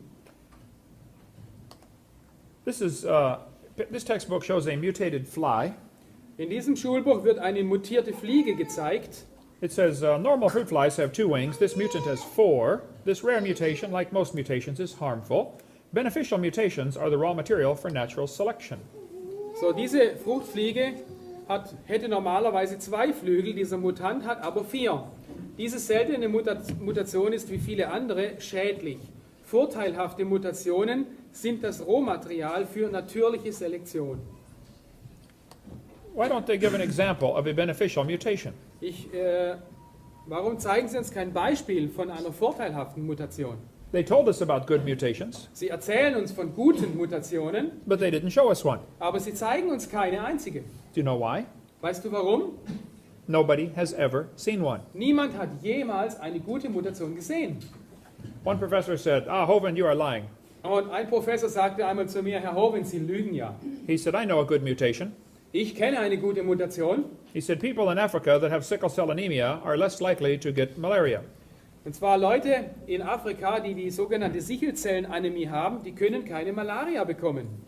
I said, that is intelligent. Und ich sagte, oh, das ist intelligent. That's like saying if you cut off your legs, you cannot get athlete's foot. Athlete's foot, a disease of fungus of the toes. Ah, okay. Wenn du dein Bein abschneidest, wirst du nie Fußpilz kriegen. Neither one is beneficial. Und keines von beiden ist vorteilhaft. They say evolution and natural selection go together. Sie sagen, Evolution und natürliche Auswahl geht zusammen. Natural selection selects, it does not create. Natürliche Auswahl selektiert oder sondert aus, aber sie schafft nichts Neues. Christians agree with natural selection. Und die Christen sind mit natürlicher Selektion einverstanden. We thought of it first. Wir haben als Erste daran gedacht. But it only selects, it does not create anything. Aber dieser Prozess schafft nichts Neues, sondern wählt nur etwas aus. Everyone understands natural selection cannot create things. Jeder versteht, dass natürliche Selektion nicht schöpferisch ist. We could talk a long time about this. Darüber können wir noch sehr lange reden. Everyone agrees natural selection works, Wir wissen alle, natürliche Selektion läuft ab, but it cannot create anything. aber sie kann nichts schaffen. when they tell the kids natural selection causes evolution, this is a lie. Und wenn man den Kindern erzählt, natürliche Selektion verursacht die Evolution, dann ist das eine Lüge. I will show you. Ich zeige euch das. If you worked in a factory that made cars, Wenn du in einer Firma arbeitest, die Autos herstellt, and your job was to select the good ones to go through and the bad ones to be rejected, und du bist in der Qualitätssicherung und musst die Guten aussondern und die Schlechten wegtun, how long would it take this process to change the car to an airplane? wie lange würde es dauern, mit diesem Prozess das Auto zu einem Flugzeug umzuwandeln? You say, you don't understand. Du würdest zu mir sagen, ich glaube, du verstehst da was falsch. The quality control cannot change the car to something else. Die Qualitätskontrolle kann das Auto nicht zu etwas anderem ändern. No, I do understand. So, ich verstehe das schon.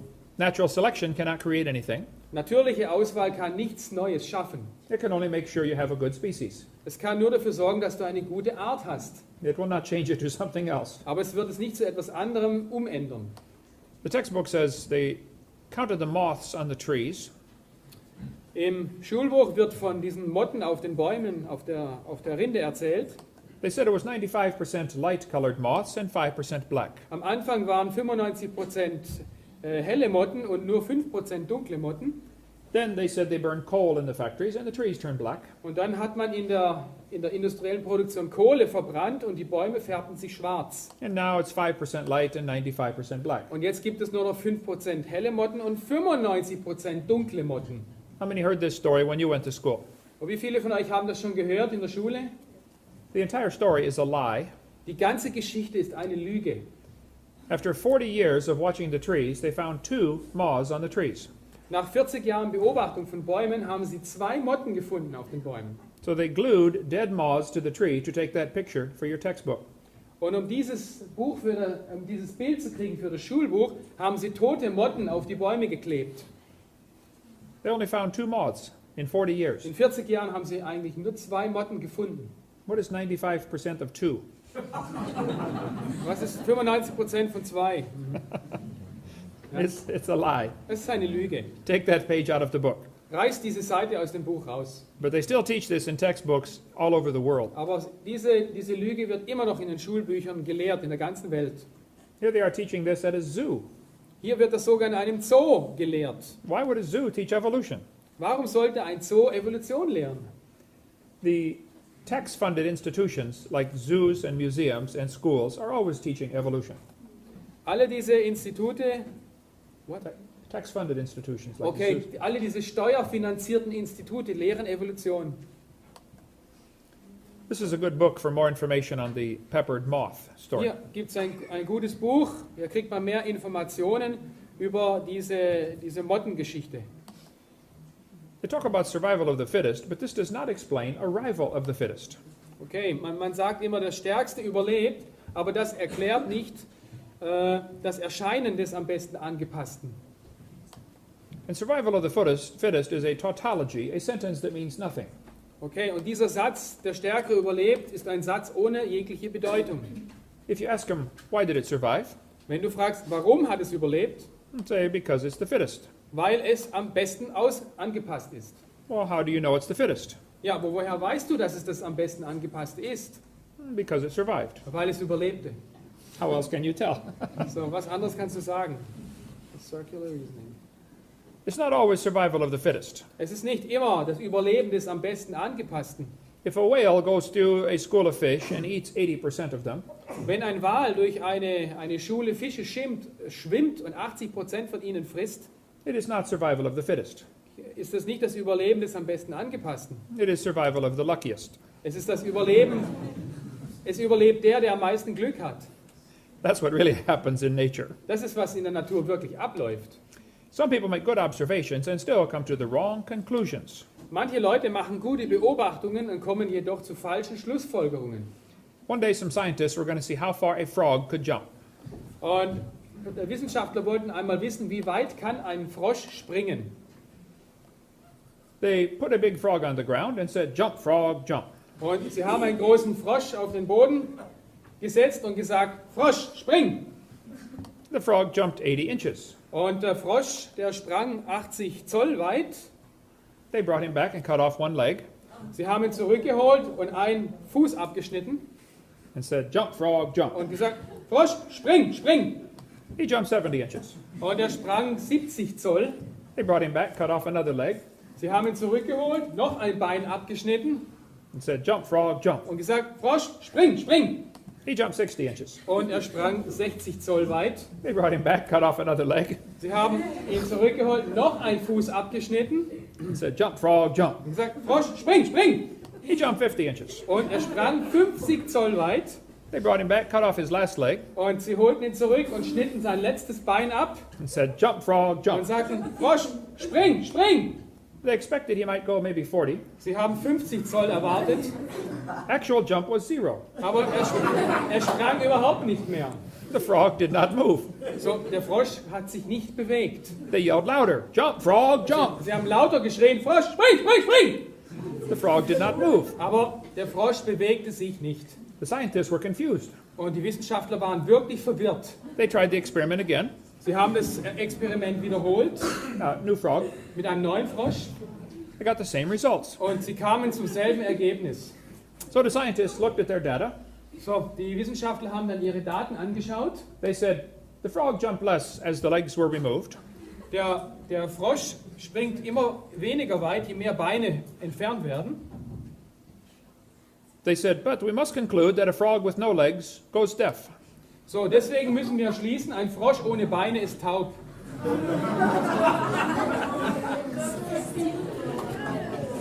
This is an example of good observation and bad conclusions. So, das ist ein Beispiel für gute Beobachtung, aber falsche Schlussfolgerung.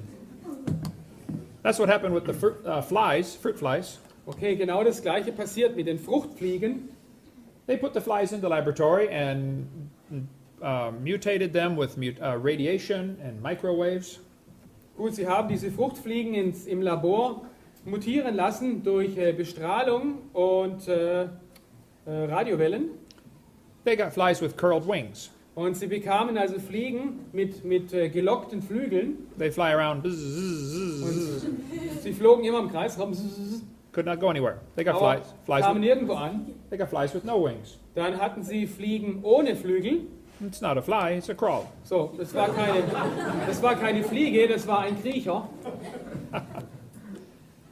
Ein Krabbler. So they said fruit flies refuse to become anything but fruit flies under any circumstances yet devised. Fruchtfliegen lehnen es ab, irgendetwas anderes zu werden als Fruchtfliegen. Noch könnten sie es sich unter irgendwelchen Umständen vorstellen. They said all mutations produce flies that were inferior to the original fly. Alle Mutationen haben wieder Fliegen hervorgebracht, die aber dem Original unterlegen waren. This is a good observation. Das ist eine gute Beobachtung.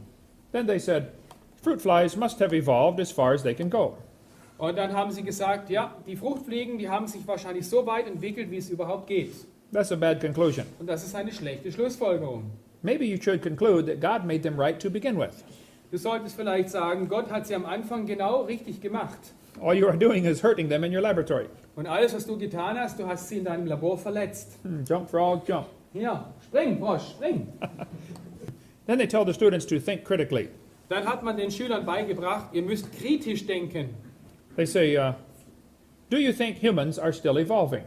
Und die Frage lautete, denken Sie, dass sich Menschen immer noch entwickeln? What kind of question is this? Was ist das für eine Frage? That's a question like, have you stopped beating your wife yet? Das ist eine Frage wie, haben Sie schon aufgehört, Ihre Frau zu schlagen? If I say yes, I'm admitting I did. Und wenn ich Ja sage, gebe ich zu, dass ich das getan habe. If I say no, I'm still doing it. Und wenn ich Nein sage, schlage ich sie immer noch. Did you know it is possible for the question to already have a built-in assumption? Weißt du, dass es möglich ist, eine Annahme in eine Frage zu tun, zu verstecken? The question that they asked is not a good question. Die Frage, die man hier stellt, ist keine gute Frage. How is a Christian kid supposed to answer this question? Wie sollen christliche Kinder diese Frage beantworten? Do you think humans are still evolving? Doesn't that assume evolution has happened? Bedeutet das nicht, dass Evolution passiert ist? This is not a question to learn to think critically. Das ist keine Frage, um kritisch denken zu lernen. This is a Soviet-style indoctrination type question. So, das ist die Sowjet-Indoktrinierungsfrage. And when the kid is done taking this class, he will think he knows how to think. Und wenn das Kind dann diese Klasse durchgemacht hat, wird es denken, dass es denkt. He does not know how to think. Aber es weiß nicht, wie es denken soll. He knows how to believe what he's been told. So, es weiß, wie es glauben soll, und zwar das, was gelehrt wurde. I would say, this question is poorly written. It assumes evolution has happened when it has not. Ja, diese Frage ist schlecht gestellt, weil angenommen wird, dass Evolution stattgefunden hat, auch wenn es nicht so ist. It's like asking the question, why are elephants orange? Es ist wie die Frage, warum sind Elefanten orange? That's a hard question. Das ist echt eine harte Frage, They're not orange. aber sie sind nicht orange. Yeah. They say we have evidence from structure. Wir haben Beweise aus Strukturen für die Evolution. This is called the homology argument. Okay, das ist das homologische Argument. They say the human has 2 bones in his wrist, Sie sagen, der Mensch hat in seinem Unterarm 2 Knochen and the whale has 2 bones in his flipper. und der Wal hat 2 Knochen in seiner Flosse. That proves we're related. So, das bedeutet, wir sind miteinander verwandt. That's what they teach the kids. Das ist, was man den Kindern beibringt. They say these homologous structures provide evidence that these animals evolved from a common ancestor. Und hier wird gesagt, dass diese Strukturen, diese homologen Strukturen oder gleichartigen Strukturen beweisen, dass es sich hier um einen gemeinsamen Vorfahren handeln muss. Let's see. This is found in just about every textbook. Und das findet man fast in jedem Schulbuch. They say comparative anatomy proves evolution. Und man sagt hier, vergleichende Anatomie beweist die Evolution. This is in a textbook used here in Germany. Hier, das ist ein Schulbuch aus Deutschland. They say comparative anatomy provides further evidence of evolution. The commonalities suggest these and other vertebrate animals are all related. They probably had evolved from a common ancestor. Okay, die vergleichende Anatomie. Where is it in German? Oh, okay. Yeah, it's just Ja, translated. okay. Die vergleichende Anatomie liefert weitere Beweise für die Evolution. Und unten, dass diese Gleichartigkeit oder Homologie sagt, dass diese und andere Wirbeltiere miteinander verwandt sind. Sie haben wahrscheinlich, sie entwickelten sich wahrscheinlich von einem gemeinsamen Vorfahren. This is a lie. Das ist eine Lüge. They probably have a common designer. Sie haben sehr wahrscheinlich einen gemeinsamen Designer. The same person designed all these animals. Dieselbe Person hat alle diese Tiere geschaffen, geplant. But this lie is used in textbooks all over the world. Aber diese Lüge wird in den Schulbüchern über die ganze Welt gebraucht. Let's see. Similar design might prove the same designer made them.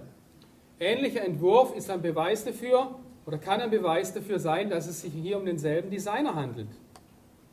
The lug nuts from a Pontiac will fit on a Chevy, Okay, die Radmuttern von einem Pontiac passen auch bei einem Chevy. they will. Ja? That proves they both evolved from a Honda. So, das beweist, dass die beiden sich aus einem Honda entwickelt haben. No, Pontiac and Chevy have the same manufacturer. Nein, Pontiac und Chevy werden in derselben Fabrik hergestellt. So the similarity does not prove common ancestor. So, und diese Gleichartigkeit beweist keinen Vorfahren. Many animals have a similar forelimb structure. Viele Tiere haben eine ähnliche Unterarmschenkelstruktur. That's a good observation. Das ist eine sehr gute Beobachtung. They must have had a common ancestor. Sie müssen einen gemeinsamen Vorfahren haben. That's a bad conclusion. Das ist eine schlechte Schlussfolgerung. This helps prove we came from a rock. Das beweist, dass wir alle von einem Felsen abstammen. Now you really have a bad conclusion. So, das ist jetzt eine wirklich schlechte Schlussfolgerung. Jump, frog, jump. Spring, Frosch, spring! They say we have evidence from development. Wir haben hier Beweis durch die Entwicklung. This one makes me angry. Und das ärgert mich wirklich. I will try to stay calm while we talk about it. What? I'll try to stay calm while we talk about it. Okay. Und ich werde versuchen, ruhig zu bleiben, während wir darüber reden. The similarity between early stages in development helped convince Darwin that all forms of life shared common ancestors. Die Ähnlichkeit zwischen früheren Stufen in der Entwicklung vieler verschiedener Tiere half Darwin zu überzeugen, dass alle Lebensformen gemeinsame Vorfahren teilten. Darwin considered this the strongest class of facts in favor of his theory. Haeckel called it the biogenetic law. Darwin betrachtete dies bei weitem als die stärkste einzelne Klasse von Fakten, die für seine Theorie sprachen. Haeckel nannte das biogenetische Gesetz. Haeckel is the man who made up this idea. Und Haeckel ist derjenige, der diese Idee erfunden hat. He was a professor at the University of Jena. Und er war ein Professor von der Universität Jena. Jena. Ja. Yeah. This textbook says the presence of fish-like structures in embryos of different species shows these animals have evolved from fish and share the basic pattern of fish development. Okay, das Vorhandensein dieser fischartigen Strukturen in Embryos verschiedener Arten zeigt, dass sich diese Tiere aus Fischen entwickelten und das grundlegende Muster der Fischentwicklung teilen. What are they talking about? Über was reden die hier eigentlich? Let's see. Well, they say the embryo has gills like a fish. Sie sagen hier that's a human embryo? Yeah. Okay, dieser menschliche Embryo hat Kiemen wie ein Fisch. That is a lie. Those are not gill slits. Aber das ist eine Lüge, das sind keine Kiemen. The little folds of skin Diese kleinen Hautfalten do not develop into gills. entwickeln sich nicht in Kiemen. They become bones in the ear and glands in the throat. Sie werden zu Knochen in den Ohren und was sind Glands? Und Drüsen im Hals. They never have anything to do with breathing. Sie haben überhaupt nichts mit Atmen zu tun. I've seen people with 5 or 6 chins. They cannot breathe through any of them but the top one. Oder? Ich habe Leute mit 5 oder mehr Kins gesehen, Kinnfalten, und die können nicht besser atmen. Ernst Haeckel read Darwin's book in 1860 when it was translated to German. Ernst Haeckel las das Buch von Darwin, als es 1860 übersetzt wurde. This book changed his life. Und er sagte, es sei der Wendepunkt in seinem Denken. Darwin said, we should find evidence for my theory. Und Darwin sagte, wir sollten Beweise finden für meine Theorie. 10 years later, they still had no evidence. Und 10 Jahre später hatten sie immer noch keine Beweise. So Haeckel decided to help out. Und Haeckel entschied sich, ihm zu helfen. He was a professor of embryology. Er war ein Professor der Embryologie. So he took he made drawings of embryos of different animals. So, er machte Zeichnungen von Embryos in verschiedenen Wachstumsstadien. He changed them to make them look exactly alike. Und er änderte diese Zeichnungen, damit sie ähnlich aussehen. He lied. Er log. He made giant pictures of his fake drawings. Er machte sehr große Zeichnungen seiner Fälschungen. And Haeckel traveled all over Germany, converting the Germans to believing in evolution. Und Haeckel reiste durch ganz Deutschland und versuchte, die Leute von Evolution zu überzeugen. He said, you can see these animals go through the stage of fish and then amphibian and then reptile. Und du kannst sehen, wie diese Embryos hier durch die verschiedenen Stadien gehen. Erst ein Fisch, dann ein Amphibium und dann ein Reptil. He said they all have gill slits. Sie haben alle Kiemenschlitze. And he would point to the folds of skin on each one. Und er hat immer hier auf die Kiemenfalten gezeigt. That was his evidence. Das war sein Beweis. Actually, he lied. Aber er hat in Wirklichkeit gelogen. These are the drawings he made. Underneath are actual photographs. Okay, oben sind die Zeichnungen von Haeckel und unten sind wirkliche, echte Fotos. Either he's a very bad artist or he's a liar. Entweder ist er ein sehr schlechter Künstler oder er ist ein Lügner. His own university held a trial. Und seine eigene Universität hielt einen Prozess. 6 other professors found him guilty of fraud. 6 andere Professoren fanden ihn schuldig des Betruges. At the trial, he said, I should feel condemned, except hundreds of the best observers lie under the same charge. Und er sagte, ich müsste mich äußerst verdammt fühlen, wenn nicht Hunderte der besten Beobachter und Biologen desselben Vergehens schuldig wären. He said, everybody else lies, so it's okay if I lie. Jeder andere lügt, deswegen ist es okay, wenn ich lüge. That's his evidence. Das sind seine Beweise. He called it the biogenetic law. Er nannte es das biogenetische Gesetz. Every professor today knows this biogenetic law has been proven wrong.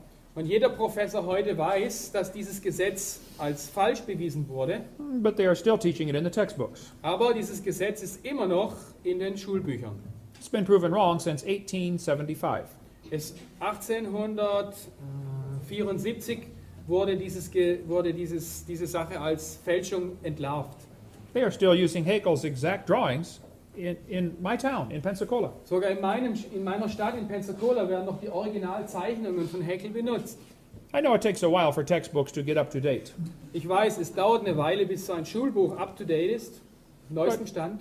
128 years is long enough. So, aber 120 Jahre ist lang genug. Tear that page out of the book. So, reiß diese Seite raus. I mentioned in a debate one time we should take these pages out of the book, Ich habe einmal in einer Debatte erwähnt, dass man diese Seiten rausreißen sollte. and the professor said, "What are you going to replace this with?" Und der Professor fragte mich, ja, mit was wollen Sie das dann ersetzen? I said, "What do you mean?" Ja, was meinen Sie? He said, "You want to take out 20 pages out of our book. What are you going to replace it with?" Ja, Sie wollen da 20 Seiten aus meinem Buch rausreißen. Mit was wollen Sie diese Seiten ersetzen? I said, "I only want to take lies out of the book. Ja, ich möchte nur die Lügen aus dem Buch rausnehmen. We can shorten the book by 20 pages. Aber wir könnten das Buch dann kürzer machen oder dünner. What you're trying to say is, I'm removing all the evidence for your theory. Was Sie eigentlich sagen ist, ich entferne alle Beweise für Ihre Theorie. And you want me to find more evidence for your theory. Und Sie möchten, dass ich mehr Beweise für Ihre Theorie finde. If you don't have any evidence for your theory, I'm sorry. So, wenn Sie keine Beweise für Ihre Theorie haben, dann tut mir das leid. Get a new theory. So, entwickle eine neue Theorie. That's the way science works. So arbeitet Wissenschaft. There is no evidence for evolution except lies like this. Es gibt keine Beweise für Evolution, außer diese Lügen.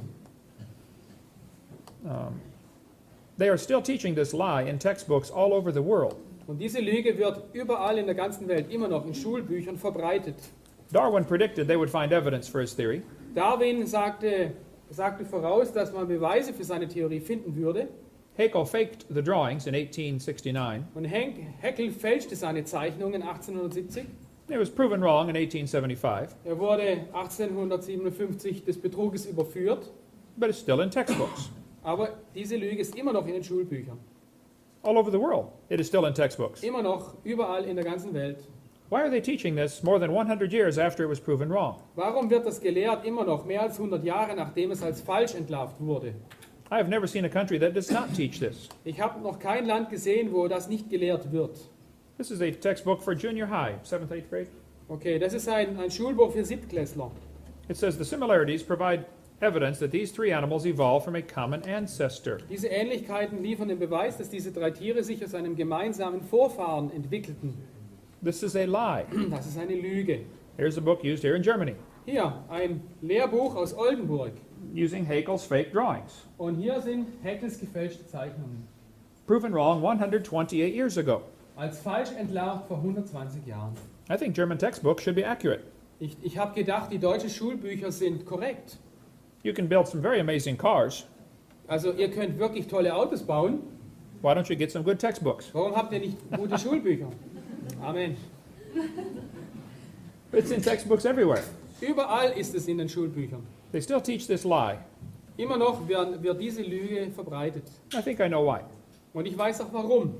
This one says humans and fish embryos resemble each other because humans and fish share a common ancestor. Ebenso ähneln sich menschliche und Fischembryos, weil Menschen und Fische einen gemeinsamen Vorfahren miteinander teilen. This is a college textbook, still teaching the students the embryo has gills. Hier ein Schulbuch aus dem Gymnasium, wo das immer noch gelehrt wird mit dem Kiemen.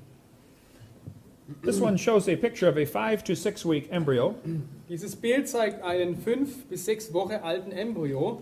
but then it says by 7 months the fetus looks from the outside like a tiny normal baby, but it's not. Nach 7 Monaten sieht dieser Fötus von außen aus wie ein ganz normales kleines Baby, aber das ist es nicht. It's not a baby at 7 months. Es ist mit 7 Monaten kein Baby, This is a lie. das ist eine Lüge. It's a human at conception. Es ist seit der Empfängnis ein Mensch. Amen. 34% of babies born at 5.5 months survive. 34% der Säuglinge, die mit 5,5 Monaten geboren werden, überleben. One lady had surgery on her baby before it was born. Und eine Frau hatte eine Operation an ihrem Baby, bevor es geboren war. They cut the mother open Sie schnitten die Mutter auf, and cut open the uterus. sie haben die Gebärmutter geöffnet And there's the baby holding the doctor's finger. und hier sieht man das Baby, wie es den Finger des Arztes hält, während der OP. 21 weeks along. Hier, 21 Wochen alt, 5 Monate, weniger als 5 Monate. Sweet. The angel of the Lord said, Thou art with fetus. Und der Engel des Herrn sagte, siehe, du hast einen Fötus? No, I think he said you're with child. Nein, du bekommst ein Kind. Du bist schwanger. It's a child before it is born. Es ist ein Kind, bevor es geboren ist. There's much more in this book about this topic. In diesem Buch wird mehr über dieses Thema berichtet. Why do they keep this lie in the textbooks? Warum wird diese Lüge in den Schulbüchern bewahrt? That's the only way to justify abortion. Das ist der einzige wissenschaftliche Grund, die Abtreibung zu rechtfertigen. They don't want you to think it's a human yet, it's just a fish. Sie möchten nicht, dass du denkst, es ist ein Mensch, es ist nur ein Fisch. I live in Pensacola, Florida. Ich lebe in Pensacola, Florida. We have had 2 doctors doing abortions that were killed by other people. Wir haben bei uns im Ort 2 Ärzte, die Abtreibungen durchgeführt haben und diese Ärzte wurden getötet. I did not kill any doctors. Ich bringe keine Ärzte um. I did not blow up any clinics, the abortion clinics. Und ich sprenge auch keine Krankenhäuser, wo Abtreibungen gemacht werden, in die Luft. But the doctors were murderers. Aber diese Ärzte waren Mörder. When the first doctor got shot, I was preaching in Fort Lauderdale, Florida. Als der erste Arzt erschossen wurde, predigte ich in Fort Lauderdale in Florida. The next day I was going to fly home to Pensacola. Und am nächsten Tag wollte ich nach Hause fliegen. Right in front of me on the airplane were 2 ladies from NOW, the National Organization for Wild Women. Und direkt vor mir saßen 2 Frauen von der Nationalen Organisation für wilde Frauen. They were going to march around town with their signs in favor of abortion. Und die laufen durch die Stadt rum mit ihren Schildern und propagieren die Abtreibung. When we got off the plane, I saw on their shirt it had in huge large letters, "Choice above all." Und als ich aus dem Flugzeug ausstieg, da sah ich auf ihrem T-Shirt diese Aufschrift, Freiheit über alles, Freiheit der Wahl über alles. There are those in our country who would like to extend abortion rights up until the baby is 28 days old. Und es gibt Befürworter dafür, Babys zu töten, sogar wenn sie älter als 28 Tage sind. You have 1 month after it's born to decide if you want to keep it. Can you repeat that? You have 1 month after it's born to decide if you want to keep it. That's what you have, a month after the baby's born to decide if you want to keep it. Okay, du hast einen Monat mehr, dich zu entscheiden, ob du es töten willst. Hier, lasst Abtreibung legal werden. I don't know if the names would translate, but the media always ignores the wishes of the majority. Die Medien ignorieren die Wünsche der Mehrheit. You could have 1,000 people line your streets against abortion and it would not make the news. Du kannst Tausende von Leuten haben, die gegen Abtreibung sind, aber es kommt nicht in die Nachrichten. That's why I refuse to take the paper. So, das ist der Grund, warum ich keine Zeitung habe. I don't want to support their liberal cause. Ich möchte nicht ihre liberalen Sachen unterstützen. Let's see, we could spend all day on this one. Let's see.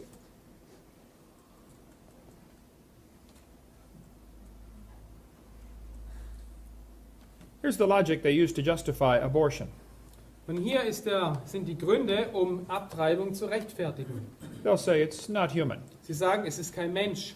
That's crazy. It was proven wrong in 1874. 1874 wurde das aber widerlegt. Das ist falsch. They'll say it can't live on its own. Sie sagen, ja, es ist nicht lebensfähig aus sich selbst heraus. They say it's not viable, is it? Ja. Yeah. Well, you're not viable either, stark naked on the North Pole. So, wenn man uns nackt am Nordpol aussetzt, sind wir auch nicht überlebensfähig.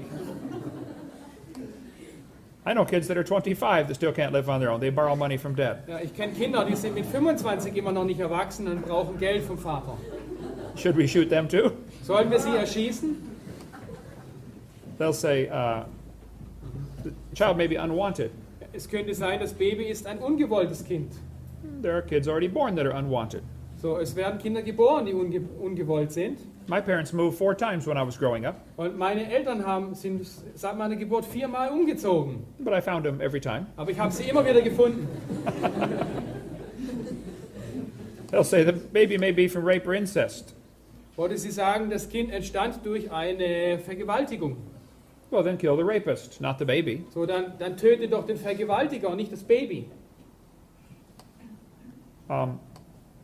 It is illegal to shoot deer at night with spotlights in almost every state. Is it illegal in Germany to shoot deer at night with spotlights? To go hunting? Ich weiß es nicht, maybe.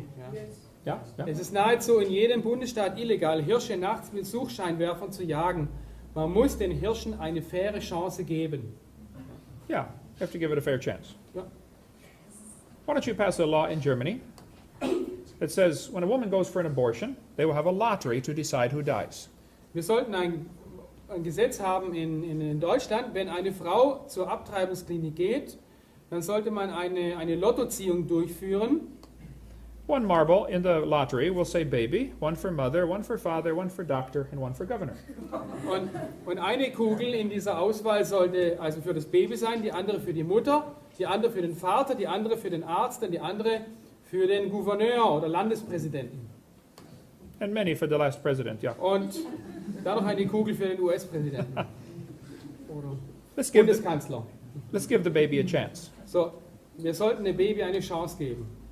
Now, if he's not alive, why is he growing? Wenn es nicht lebendig ist, warum wächst es dann? If it's not a human being, what kind of being is he? Ja, wenn es kein menschliches Wesen ist, was für ein Wesen ist es dann? She says, honk if you're pro-choice.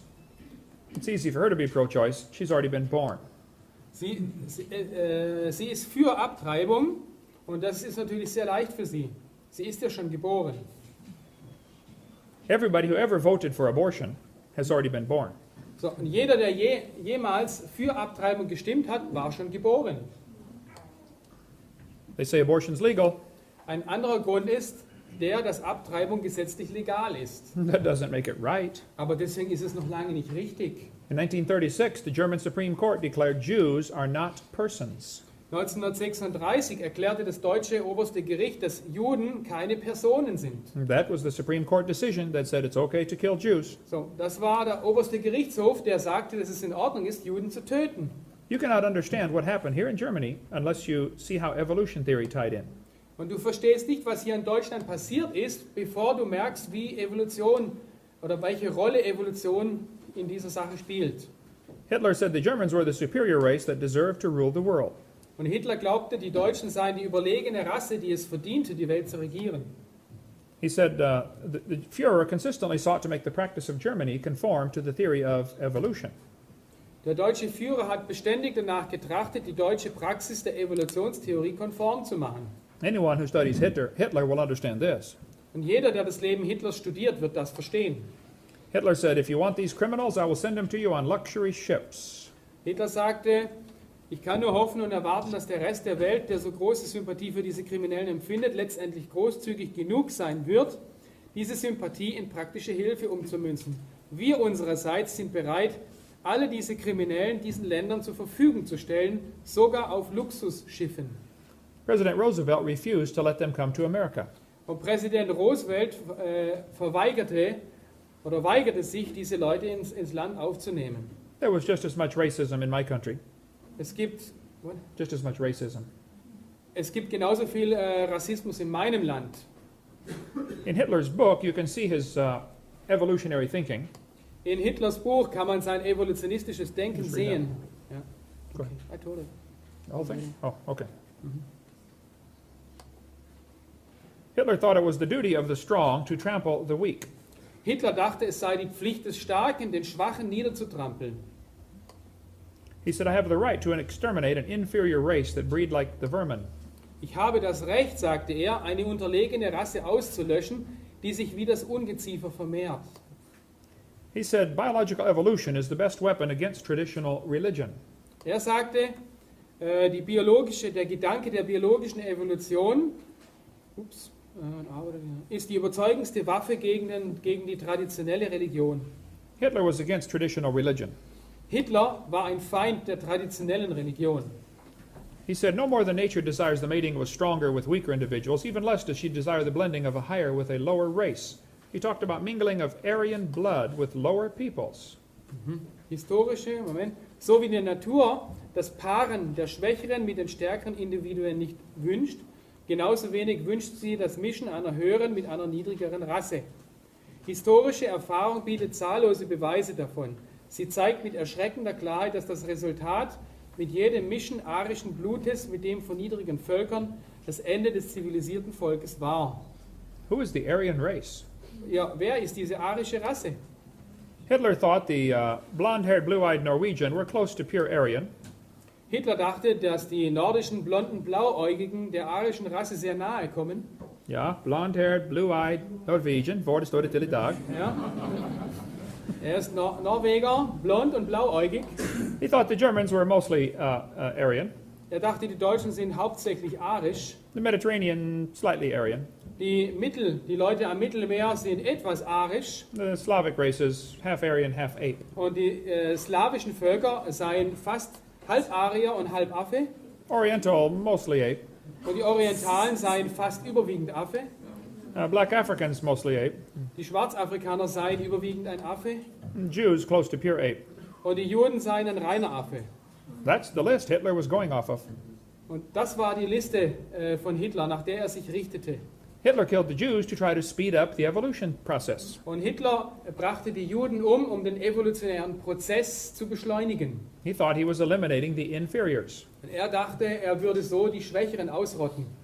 If he would have killed all the Jews, guess who would have been next? Und wenn er es geschafft hätte, alle Juden auszurotten, was meinst du, wäre wohl der Nächste gewesen? Hitler hated black people. Hitler hasste die schwarzen Leute. Does anybody know where the Olympics were held in 1936? Weiß jemand, wo die Olympischen Spiele 1936 stattfanden? Right here in Germany. Ja, genau hier in Berlin. Does anybody know who won the most gold medals? Und weiß jemand, wer die meisten Goldmedaillen gewann? Jesse Owens, the black American athlete. Jesse Owens, der schwarze amerikanische Athlet. Hitler was so angry he walked out of the stadium. Hitler war so geärgert, dass er das Stadion verließ. He said, "It's not fair to make my men race against this animal." Und es ist nicht fair, meine weißen Leute gegen dieses Tier rennen zu lassen. That's why he hated Christianity. Und das ist auch der Grund, warum er das Christentum hasste. He thought Christianity was the most fatal, seductive lie that ever existed. Ja, er betrachtete das Christentum als die fatalste, verführerischste Lüge, die je existiert hat. Because Christianity teaches all God hath made of one blood all nations of men to dwell on the earth. Denn die Bibel sagt, er hat aus einem Blut alle Nationen der Menschen gemacht. And if you think you are superior because of the color of your skin, you are wrong. Und wenn du denkst, dass du überlegen bist wegen deiner Hautfarbe, dann liegst du falsch.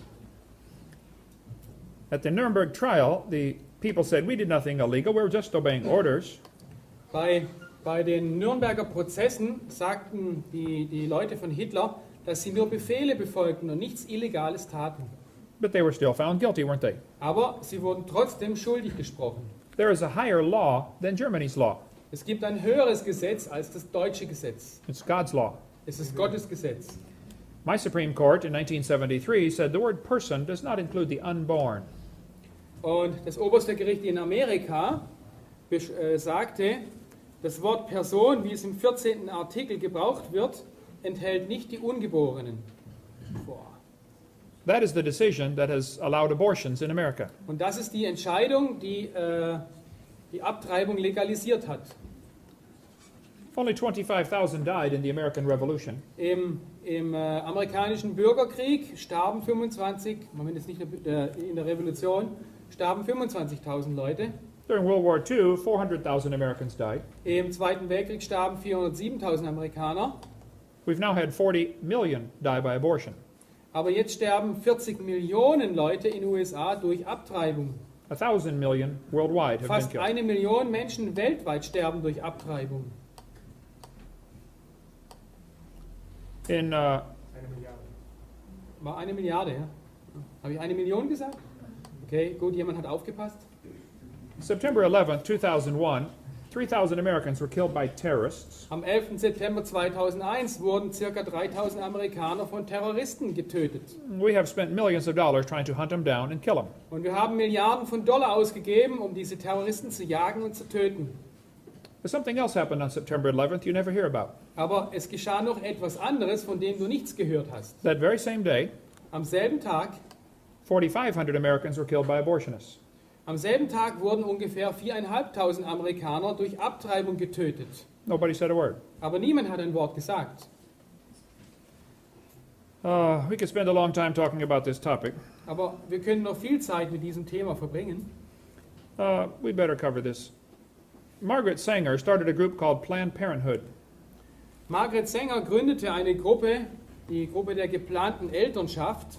She wanted to eliminate the inferior races. Sie wollte die unterlegenen Rassen ausrotten. She thought the blacks, the Jews, and other nationalities were inferior. Sie dachte, dass Leute wie die Orientalen, die Juden und die Schwarzen unterentwickelt seien, minderwertig. She called them human weeds. Is that? Ja, sie nannte sie menschliches Unkraut. articles for her magazine in America were written by Nazi doctors. Und die Artikel für ihre Sache wurden von Nazi-Ärzten in Zeitschriften geschrieben. Hitler referred to the Jews as a parasite in the body of nations. The abortionists referred to the unborn baby as a parasite in the woman's body. Hitler nannte die Juden ein Parasit im Körper anderer Nationen und die Abtreibungsbefürworter nennen die Babys einen Parasit im Körper der Frau. This is an interesting subject, but we don't have time today. Es ist ein sehr interessantes Thema, aber wir haben nicht genug Zeit heute. The textbooks will tell you that your appendix is vestigial. You don't need it anymore. Okay, die Schulbücher sagen, dass dein Blinddarm ein unnützes Organ sei, das du nicht mehr brauchst. This is a lie. You do need your appendix. Aber das ist eine Lüge. Du brauchst deinen Blinddarm-Appendix. The appendix is part of your immune system. Der Blinddarm ist ein Organ für dein Immunsystem. If you take it out, you can still live. Wenn man das wegnimmt, kannst du immer noch leben. But you have a much better chance of getting quite a few diseases. Aber du hast eine bessere Chance, Krankheiten zu kriegen.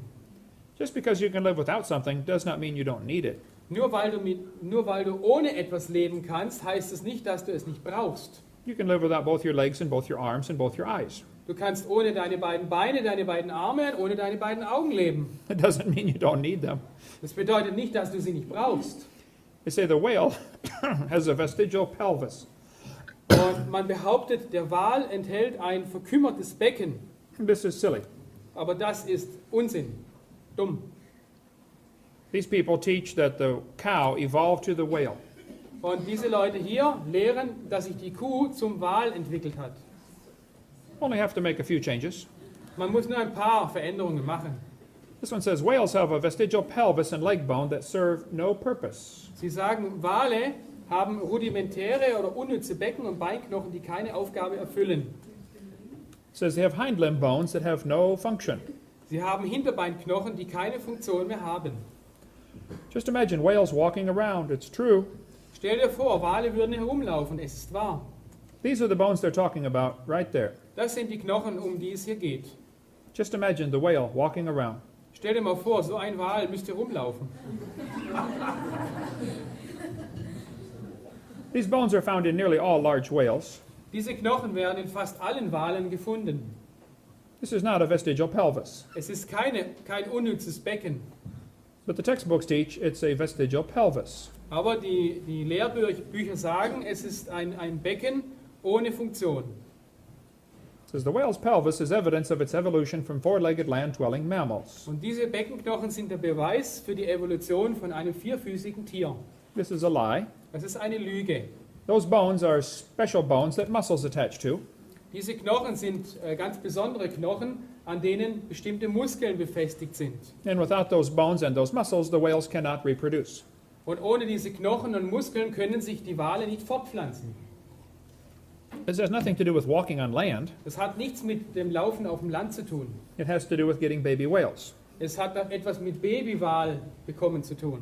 There are no vestigial organs, and if there were, that would be the opposite of evolution. Es gibt keine verkümmerten Organe und wenn das so wäre, dann wäre das ja das Gegenteil von Evolution. That would be losing something, not gaining it. So, das wäre ja, man würde ja etwas verlieren und nicht etwas Neues bekommen. I have a 5-meter snake skin in my museum. Ich habe eine 5 Meter lange Schlangenhaut in meinem Museum It has claws at the south end of the snake. und am Ende der Haut hat sie Krallen.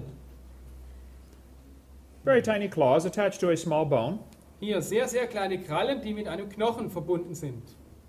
The textbook says this is reduced hind legs, rudimentary hind legs. Und die Schulbücher sagen, das ist ein verkleinertes Hinterbein. This is silly.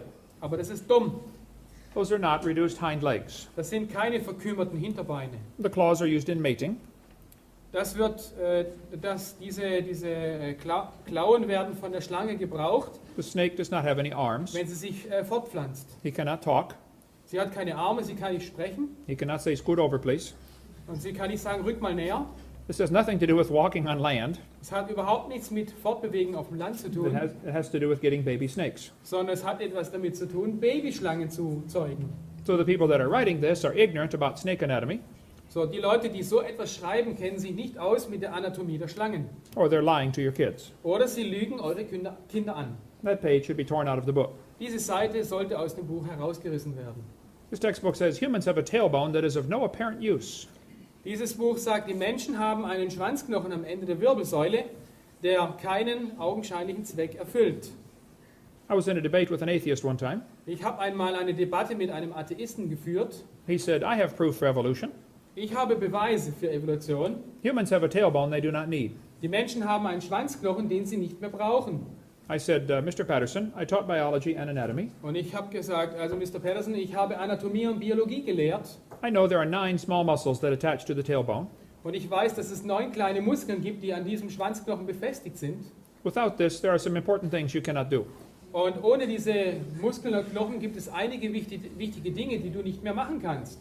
I won't tell you what they are. Aber ich möchte dir nicht sagen, was es ist. But trust me, you need those tailbones. Aber glaub mir, du brauchst diese Schwanzknochen. I said, if you think the tailbone is vestigial, Und wenn du denkst, dass diese Schwanzknochen unnütz sind, I will pay to have yours removed. dann werde ich die Operation bezahlen, damit sie dir entfernt werden. He did not volunteer. Aber er wollte das Angebot nicht annehmen. This one says the tailbone, the coccyx, is a small bone at the end of the human vertebral column. It has no present function and is thought to be the remainder of bones that once occupied the long tail of a tree-living ancestor. Okay, man sagt hier, dieser Cox oder Steiß ist ein kleiner Knochen am Ende der menschlichen Wirbelsäule. Er hat keine gegenwärtige Funktion und man denkt, er sei das Überbleibsel von Knochen, die einst den langen Schwanz eines auf Bäumen lebenden Ahnen trugen. This is a lie. Das ist eine Lüge. A tailbone would be very handy. Ein Schwanzknochen wäre wirklich wäre The wunderbar. tail would be very handy, yeah. Ein Schwanz wäre echt super. If you had 2 sacks of groceries, you could still open the door. Ja, wenn deine Hände mit Einkaufstüten voll sind, dann wäre das wunderbar, um eine Türe zu öffnen. You could drive down the highway and hold the can of Coke and tune the radio. Ja, du kannst auf der Straße fahren und gleichzeitig die Cola halten und das Radio einschalten. The tailbone is not vestigial. So, das Steißbein ist kein unnützer Knochen. Everything used to support the evolution theory is a lie. Alle Beweise, die die Evolutionstheorie unterstützen, sind Lügen. Take these pages out of the book. Reiß diese Seiten aus dem Buch. We offer $250,000 for anyone with any real evidence for evolution. Wir bieten jedem, der einen wirklich wissenschaftlichen Beweis für Evolution liefern kann, 250.000 US-Dollar an. If there is evidence, I would like to see it. Wenn es Beweise gibt, würde ich sie gerne sehen. I just hate to see them lie to our students. Aber ich hasse es, wenn sie die Studenten und Schüler anlügen. Your books in Germany are no different. Und die Bücher hier in eurem Land sind genau gleich. You have lies in your textbooks. Ihr habt Lügen in euren Schulbüchern. Some of you need to stop worrying about who wins the soccer game Jemand sollte aufhören, sich Sorgen zu machen, wer das nächste Fußballspiel gewinnt. and start worrying about what your kids are being taught. Und sollte sich Sorgen machen über das, was den Kindern beigebracht wird. Arthur Keith said, evolution is unproved and unprovable. We believe it because the only alternative is special creation, and that is unthinkable. Sir Arthur Keith sagte, Evolution ist unbewiesen und unbeweisbar.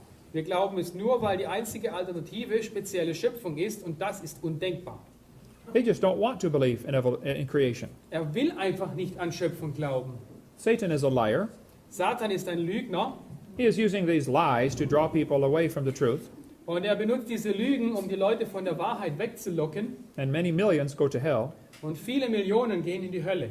They don't even investigate the truth. Sie untersuchen nicht einmal die Wahrheit. They have swallowed Satan's lie. Sie haben Satans Lüge geschluckt.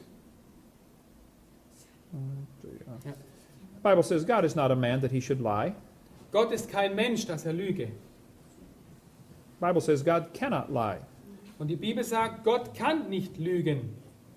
He promised whosoever shall call upon the name of the Lord shall be saved. Und er verspricht jedem, der den Namen des Herrn anrufen wird, dass er gerettet werden soll. Have you done that? Hast du das schon getan? He's willing to save you, Er möchte dich retten, not based on what you have done, nicht auf Basis dessen, was du schon getan hast, based on what Jesus did. sondern auf Basis dessen, was Jesus getan hat. And if you are not sure you're saved, we would be glad to show you more about this. Und wenn du nicht sicher bist, ob du gerettet bist, wir würden dir gerne mehr davon zeigen. After the break, we will cover some more lies in the textbooks. Und nach der Pause werden wir uns weiteren Lügen in den Lehrbüchern zuwenden. And welcome to our third session in Lies in the Textbooks. Herzlich willkommen bei unserer vierten Lektion, weitere Lügen in den Lehrbüchern. The Bible says in the beginning, God created the heaven and the earth. Die Bibel sagt, am Anfang schuf Gott die Himmel und die Erde. I think God should get the glory for his creation. Und ich denke, Gott sollte die Ehre und Herrlichkeit bekommen für seine Schöpfung. There are some people who think we got here by evolution. Es gibt einige Menschen, die denken, wir sind hier durch die Evolution. That is fine with me. Und das ist okay. I just don't want them lying to support their theory. Aber ich möchte nicht, dass sie lügen, um ihre Theorie zu unterstützen. The Bible says God created everything in 6 days. Die Bibel sagt, Gott schuf alles in 6 Tagen. I believe that is true. Und ich glaube, dass das stimmt. The Bible says God formed the eye. Und die Bibel sagt, Gott hat das Auge geformt. Charles Darwin said, to suppose that the eye could have been formed by natural selection seems, I freely confess, absurd in the highest degree. Und Charles Darwin sagte, als er das Auge studierte, anzunehmen, dass das menschliche Auge sich durch natürliche Selektion gebildet haben könnte, scheint, ich gebe es offen zu, absurd im höchsten Maße. But then he spent the next 4 pages of his book saying how he thought it happened anyway. Und dann 4 Seiten weiter verbrachte er damit zu erklären, wie es dann trotzdem geschehen konnte, dass es von selbst entstand. The back of your eye is about 1 square inch, 7 square centimeters. Okay, die Rückseite deines Auges hat eine Fläche von circa 2 Quadratzentimetern. It contains 137 million light-sensitive cells, all wired to the brain. Und sie enthält über 137 Millionen lichtempfindliche Zellen, die alle mit deinem Gehirn verkabelt sind. I have done quite a bit of electrical work in my life. Und ich habe schon mich ein bisschen mit Elektrik oder Elektrizität in meinem Leben beschäftigt. Can you imagine making 137 million connections in 6.5 square centimeters? Kannst du dir vorstellen, 137 Millionen Verbindungen auf einer Fläche von 6,5 Quadratzentimetern herzustellen? So viele Drähte? My Heavenly Father did it. Mein himmlischer Vater hat es getan. It's pretty amazing. Es ist wirklich erstaunlich. I was in a debate with an atheist one time. Ich habe einmal eine Diskussion mit einem Atheisten geführt. He told me the eye is poorly designed because the blood vessels are in front of the retina. Und er behauptete, das menschliche Auge sei wirklich schlecht entworfen, weil die Blutgefäße vor der Netzhaut lägen. He said the light is blocked a little bit by the blood vessels. Und er sagt, das Licht wird etwas gedämpft durch die Blutgefäße. He said octopus have a much better eye Er sagte, die Tintenfische haben viel bessere Augen, because their blood vessels are behind the retina. weil deren Blutgefäße sind hinter der Netzhaut. I said, let me explain something to you. So, ich möchte dir oder Ihnen etwas erklären. I said, we live in the air. So, wir leben in der Luft The air does not block UV light very well. und die Luft blockiert oder schirmt das UV-Licht nicht besonders gut ab. So you need blood vessels in front of your retina. So, deswegen brauchst du Blutgefäße vor deiner Netzhaut. This is your body's last defense against ultraviolet light. Das ist nämlich der letzte Schutzwall deines Körpers, um UV-Strahlen abzuschirmen. Octopus live in the water. Und Tintenfische leben im Wasser. Water blocks UV light. Und Wasser schirmt UV-Strahlung ab. They don't need the blood vessels in front. Deswegen brauchen sie keine Blutgefäße vor der Netzhaut. We are designed for living in the air. Wir sind geschaffen, um in der Luft zu leben. They are designed for living in the water. Und die Tintenfische wurden geschaffen, um im Wasser zu leben. If you want to trade eyes with an octopus, go ahead. So, wenn du Augen wie ein Oktopus haben willst, But you will be blind in a few days. dann wirst du ein paar Tage später blind sein.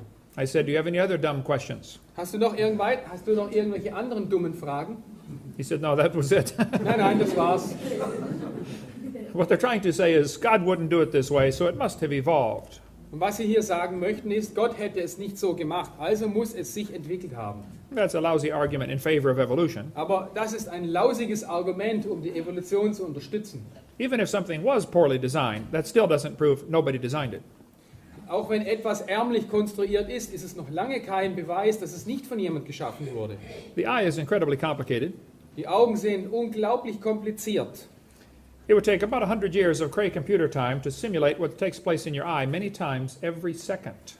Und es würde ein Minimum von 100 Jahren Rechnerzeit auf einem Cray-Computer brauchen, um zu simulieren, was sich in deinem Auge viele Male in der Sekunde abspielt. The textbook says the complex structure of the human eye may be the product of millions of years of evolution. So, das Schulbuch hier sagt, die komplexe Struktur des menschlichen Auges könnte das Ergebnis von Millionen von Jahren Evolution sein.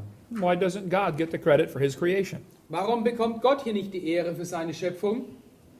This textbook shows the eye of a bird and a reptile. Und dieses Schulbuch zeigt hier das Auge eines Adlers und das Auge eines Reptils.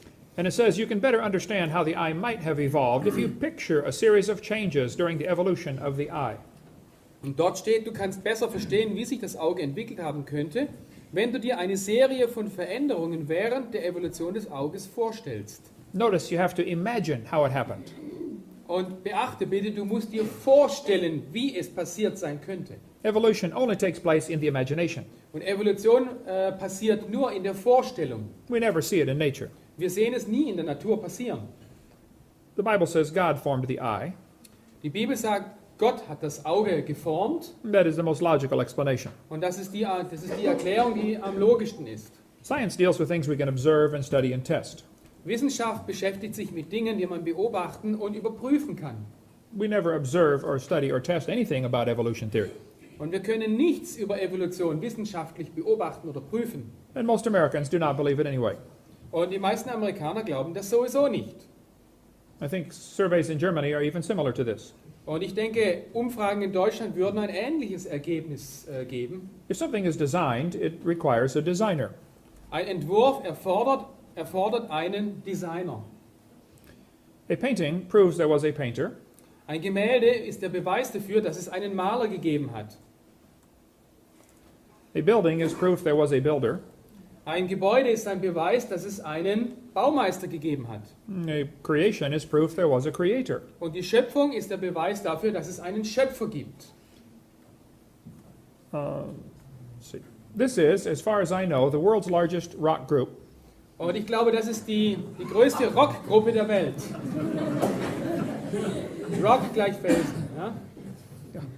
If you know of a larger one, please tell me. Wenn du eine größere Rockgruppe kennst, dann ruf mich bitte an. I like to ask evolutionists this question.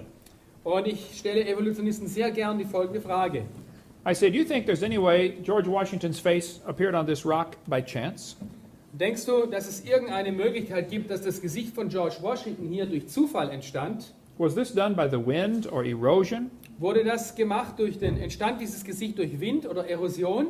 They will say, no, someone designed it. Und sie sagen, nein, jemand hat das entworfen. I say, that's correct. Und ich habe geantwortet, ja, das ist richtig. Now, do you think George Washington himself, the real person, was designed or happened by chance? Und was glaubst du, George Washington, die eigentliche Person, wurde sie ursprünglich geschaffen oder hat sie sich entwickelt? They will say, he happened by chance. Oh, er ist durch Zufall entstanden. So you don't believe his face could appear on a rock by chance, but you do believe his entire complex body could happen by chance. So, du glaubst also, sein Gesicht entsteht nicht durch Zufall auf einem Felsen, aber sein ganzer komplexer Körper entsteht durch Zufall. I said, I have one question. So, da habe ich eine weitere Frage. Are you dumb in any other area? Bist du blöd in irgendeinem anderen Bereich? The textbooks say plants have adapted to their environment. Die Schulbücher sagen, die Pflanzen haben sich angepasst, haben sich in ihrer Umgebung angepasst, um Stickstoff aufzunehmen. It says gills are an adaptation for living in water. Sie sagen, Kiemen sind eine Anpassung, um im Wasser zu leben. Why don't they say it's a design feature? Warum sagen Sie nicht, dass das ein Design-Merkmal ist? How did the fish live before they adapted the gills? Und wie haben die Fische im Wasser gelebt, bevor sie Kiemen hatten? You see, for millions of years, none of them lived. Und du siehst, Millionen von Jahren haben die Fische nicht gelebt. They all died Sie sind alle gestorben, until they evolved the gills. bis sie irgendwann mal Kiemen entwickelt haben. They don't use the word designed because someone might say, who's the designer? Man benutzt hier absichtlich nicht das Wort Schöpfung oder Entwurf, weil da muss es ja einen Autor geben. And that's why they use the word adapted. Deswegen benutzen sie hier das Wort Anpassung. I have a Casio databank stopwatch. Ich habe hier eine Armbanduhr mit einer Casio-Datenbank It holds 300 phone numbers. und ich kann 300 Telefonnummern speichern. It's a calculator. Es ist ein Taschenrechner, It's a stopwatch. eine Stoppuhr, An alarm clock. ein Wecker A countdown timer. und ein Zähler. It does not tell time. Es sagt mir aber nicht die Uhrzeit. I have to look at it. Ich muss draufschauen. You don't have to see the designer to believe he exists. Und du musst hier nicht den Designer oder Ingenieur kennen, der das entworfen hat, um zu wissen, dass es ihn gibt. I was in Japan a few years ago. Ich war vor ein paar Jahren in Japan I did not see the man who built this watch. und ich habe den Mann nicht getroffen, der diese Uhr gebaut hat. But it says, made in Japan. Aber steht drauf, Made in Japan. Is it logical for me to stand here and say, I believe there is a designer, Ist es logisch, wenn ich hier stehe und sage, diese Uhr hat einen Schöpfer? even if I never see him? Sogar wenn ich ihn nie gesehen habe? Yes, that is very logical. Es ist absolut logisch. Is it logical for me to say, I have never seen the designer, so I don't believe he exists? Oder ist es logisch zu sagen, ich habe den Designer, den Schöpfer nie gesehen und deswegen glaube ich nicht, dass es ihn gibt? That's what evolutionists are doing. Und das ist, was die Evolutionisten tun. It's interesting, they argue against evolution, against design, using arguments they designed. Es ist interessant, Evolutionisten argumentieren gegen das Argument des Entwurfs, indem sie Argumente gebrauchen, die sie entworfen haben. There's an excellent book explaining how complicated things cannot happen piece by piece. Es gibt ein großartiges Buch, das uns zeigt, dass komplexe, lebendige Systeme sich nicht Stück für Stück entwickeln können. He spends an entire chapter talking about the hair on a bacteria. Und ein ganzes Kapitel behandelt das Haar einer Bakterie. Bacteria are extremely small. Bakterien sind extrem klein They have a hair that spins around to make them swim. und sie haben ein Haar, das sich schnell dreht, damit sie voranschwimmen können. The hair is attached to a tiny motor. Und das Haar ist an einen kleinen Motor gekoppelt. If you took one hair off your head and cut it off, Wenn du ein Haar von deinem Kopf nimmst und es aufschneidest, 8 million of those motors would fit on the stump of the hair. dann würden 8 Millionen dieser kleinen Motore auf diesen Stummel passen, auf die Schnittfläche. That motor turns 100,000 RPM. Und dieser Motor hat eine Drehzahl von 1000 Umdrehungen pro Minute. Has anyone ever done any mechanic work? Hat jemals schon jemand etwas Mechanisches gemacht? Can you imagine a motor turning 100,000 RPM? Kannst du dir einen Motor vorstellen, der sich 100.000 Mal pro Minute dreht? It goes forwards or backwards. Und er dreht sich vorwärts und rückwärts. And when the bacteria wants to stop, Und wenn die Bakterie anhalten will, it can stop turning in 1/4 of a turn. und dann kann dieser Motor mit einem Viertelradius oder eine Viertelumdrehung aufhören, stoppen. Kein Nachlauf. I have rebuilt engines before. Und ich habe solche Generatoren früher zusammengebaut. I cannot imagine the perfection required to get 100,000 RPM. Und ich kann mir nicht vorstellen, die Vollkommenheit dieses Baus vorstellen, um 100.000 Umdrehungen pro Minute zu erreichen. Imagine if you had a Porsche that would go 100,000 RPM. Stell dir mal vor, du hättest einen Porsche, bei dem sich der Motor mit 100.000 Umdrehungen pro Minute dreht. Try that one on the Autobahn. Versuch das mal auf der Autobahn. As a creature gets smaller, Wenn ein Geschöpf kleiner wird, the fluid it is swimming through feels thicker. dann wird die Flüssigkeit, durch die es schwimmt, immer dickflüssiger.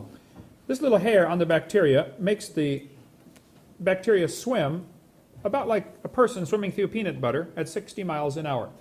Und wenn ein Bakterium jetzt durch Wasser schwimmt, ist das ungefähr so, wie wenn wir mit einer Geschwindigkeit von 60 Stundenkilometer durch Erdnussbutter schwimmen. Lecker. I like peanut butter. And they think this happened by chance. Und sie sagen, die Evolutionisten sagen, das geschah aus Zufall. This textbook says humans probably evolved from bacteria more than 4 billion years ago. Und dieses Schulbuch sagt, die Menschen haben sich wahrscheinlich aus Bakterien entwickelt, die vor 4 One moment here. There. Okay. 4 Milliarden Jahren haben sie sich aus Bakterien entwickelt. They can swim 60 miles an hour through peanut butter. Stell dir mal vor, 60 Stunden, das sind 80 oder 90 Stundenkilometer durch Erdnussbutter schwimmen. We need to sign them up for the Olympics. Oh Mensch, du, da sind wir fit für die Olympiade. It's a lie. Bacteria did not turn into humans. Okay, ist eine Lüge. Bakterien haben sich nicht in Menschen verwandelt. They talk about the origin of life. Und jetzt wollen wir über den Ursprung des Lebens reden. How did life get started? Wie fing das Leben an? The Bible says God created every living creature. Die Bibel sagt, Gott schuf alle lebendigen Wesen. There is no other way to explain it. Und es gibt keinen anderen Weg, das zu erklären. But there are people who do not want to believe in God. Aber es gibt Leute, die möchten nicht an Gott glauben. So they have to explain how life got here without God. So müssen sie erklären, wie das Leben entstand ohne Gott. This textbook says the history of life on earth began 3.5 billion years ago. How this occurred has been and will continue to be a topic for inquiry. Let's see, I've got a right here. Die Geschichte des Lebens auf der Erde begann vor ungefähr 3,5 Milliarden Jahren. Wie sich dies ereignete, war und wird weiterhin ein Gegenstand für Forschung bleiben. Let me give you the Hovind interpretation. Und jetzt kommt die Hovind-Interpretation. It's okay to inquire how life evolved. It is not okay to inquire if it evolved. Es ist in Ordnung, nachzuforschen, wie sich das Leben entwickelt hat, aber es ist nicht in Ordnung zu forschen, ob es sich entwickelt hat. Not only can the students not read, they can't even think anymore. Die Kinder können nicht nur nicht mehr lesen, sondern sie dürfen nicht einmal mehr selber denken. In the 1950s, they wanted to try to make life in the laboratory. In den 50er Jahren hat man versucht, Leben künstlich im Labor herzustellen. They never proved how life originated. Und sie konnten nie beweisen, wie das Leben entstand. They actually created a very serious problem for evolution. Sie haben in Wirklichkeit den Evolutionisten ein sehr großes Problem geschaffen. This textbook says the most important events occurred during the Archean era was the evolution of life. Progress from complex molecules, even the simplest organism, was a long process. Also, es wird in diesem Schulbuch gesagt, viele wichtige Ereignisse geschahen während dem Azoikum, von denen das Wichtigste die Evolution des Lebens war. Fortschritt von komplexen Molekülen, sogar zum einfachsten lebenden Organismus, war ein sehr langer Prozess. Yes, it didn't even happen. That's how long. Oh ja, es ist nie geschehen. So lange hat es gebraucht. This one says the first living systems emerged 3.8 billion years ago. Die ersten lebenden Zellen tauchten vor ca. 4 bis 3,8 Milliarden Jahren auf. There is no record of the event. Aber es gibt keine historischen Aufzeichnungen von diesem Ereignis. But we want you to believe it anyway. Aber wir möchten es trotzdem glauben. This is not science. Aber das ist keine Wissenschaft. He said the first self-replicating systems must have emerged in this organic soup. Man behauptet, diese sich selbst fortpflanzenden Systeme müssen in dieser Ursuppe entstanden sein. That's a lie. There's no evidence how life can come from non-living material. Und das ist eine Lüge. Es gibt keinen Beweis dafür, wie Leben aus toter Materie entstehen kann. This is called spontaneous generation. Man nennt das eine spontane Erzeugung. Ernst Haeckel said spontaneous generation must be true. Haeckel sagte, spontane Entstehung muss wahr sein, Otherwise, it would be necessary to believe in a creator. weil wir sonst an einen lebendigen Schöpfer glauben müssten. He did not want a creator. So, er wollte keinen Schöpfer, Because you cannot just believe in creation. weil du nicht an Schöpfung glauben kannst. There is some baggage that comes with that, Da kommt ein bisschen Gepäck danach, like a creator wie zum Beispiel ein Schöpfer, who may have some rules. der vielleicht ein paar Regeln hat. That's what they don't want. Und das ist genau das, was sie nicht wollen.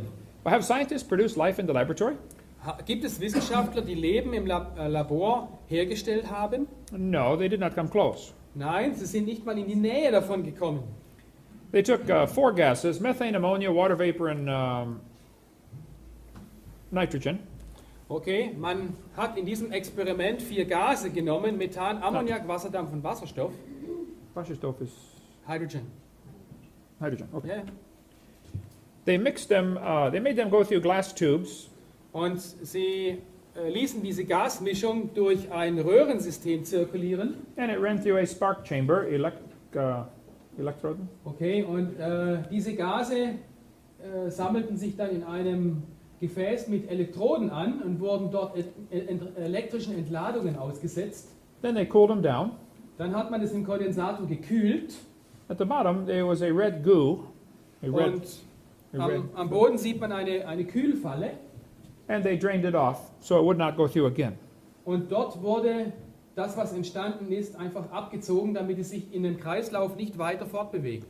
This textbook says it was rich in amino acids, Und dieses Schulbuch sagt, diese Soße war reich an Aminosäuren, I don't think so.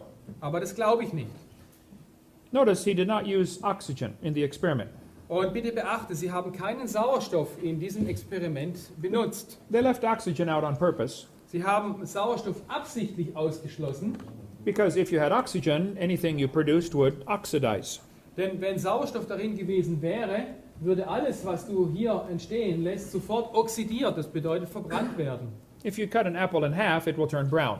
Wenn du einen Apfel in zwei Hälften schneidest, wird die Schnittfläche irgendwann braun. If you don't paint your car, the metal will oxidize or rust. Und wenn du dein Auto nicht anstreichst, dann wird es irgendwann rosten.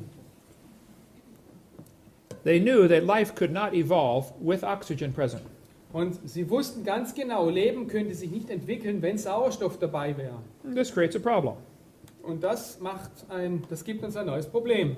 Ozone is made of oxygen. Ozon entsteht aus Sauerstoff. Ozone blocks ultraviolet light. Und Ozon blockiert UV-Licht. And if you don't have ozone, the UV light will destroy your ammonia. Und wenn du kein Ozon hast, dann wird das UV-Licht den Ammoniak zerstören. That's one of the gases he needed. Und das ist aber eines der Gase, die man braucht. So you cannot get life to evolve without oxygen. So, man kann nicht Leben schaffen ohne Sauerstoff. And you cannot get life to evolve with oxygen. Und Leben kann sich nicht entwickeln mit Sauerstoff. He has a problem. So, hier ist wirklich ein Problem. You cannot get life to evolve. Man kann Leben nicht sich entwickeln lassen. All the evidence shows the earth has always had oxygen, Und alle Beweise zeigen, dass die Erde immer eine Sauerstoffatmosphäre hatte. even more than today. Sogar mehr als früher. What evidence is there for a primitive methane-ammonia atmosphere? There is no evidence for it, but much against it. Was ist der Beweis für eine primitive Methan-Ammoniak-Atmosphäre auf der Erde? Die Antwort ist, es gibt keinen Beweis dafür, sondern viele Beweise dagegen.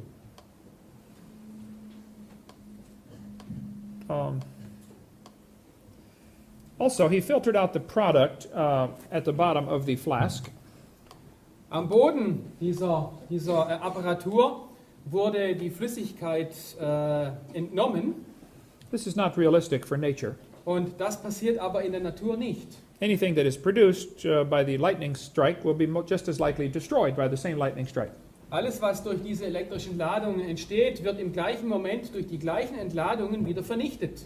What he produced was 85% tar, Und was entstand in diesem Experiment? 85% Teer, 13% carboxylic acid.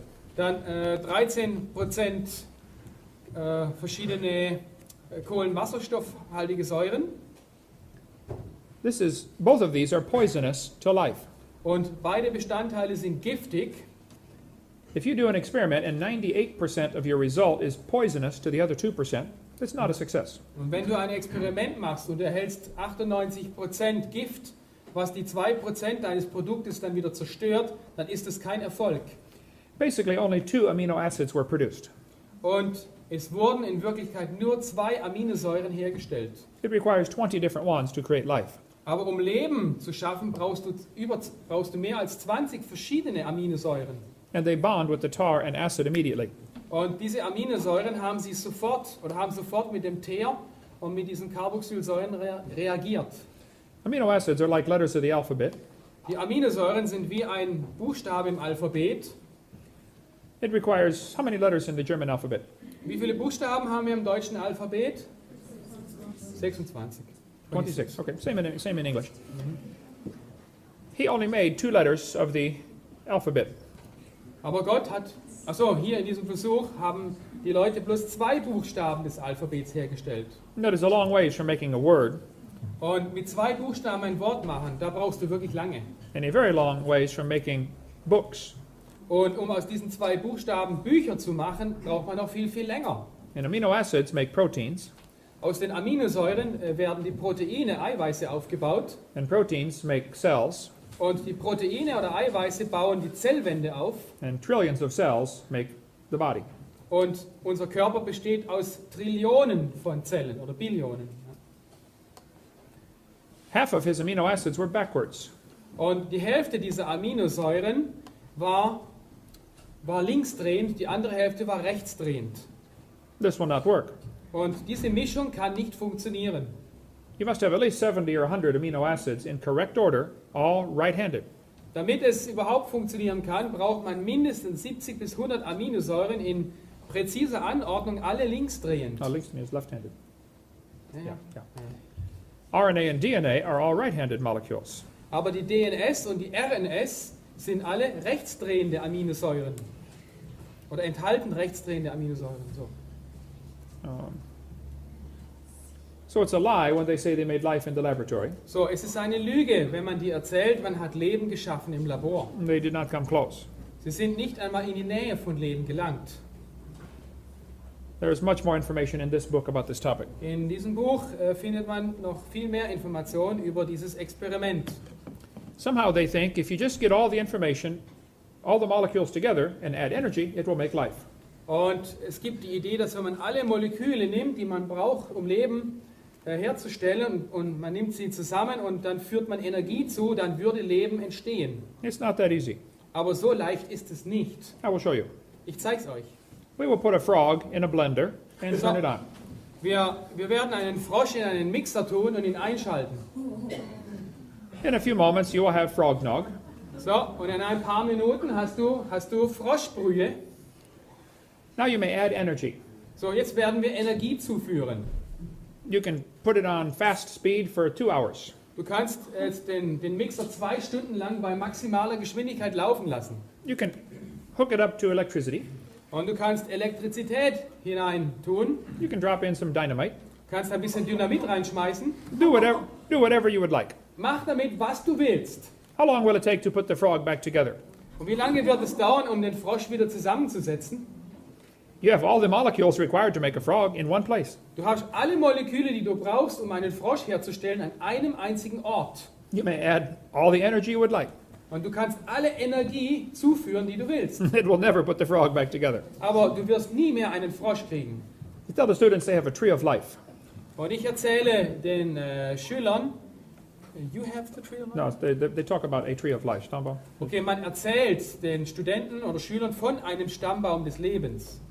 This is a typical picture they put in the textbook. Und das ist so ein typischer Stammbaum in einem Lehrbuch. They say bacteria slowly evolved to humans. Hier, Bakterien haben sich langsam zu Menschen entwickelt. This is only a picture in a book.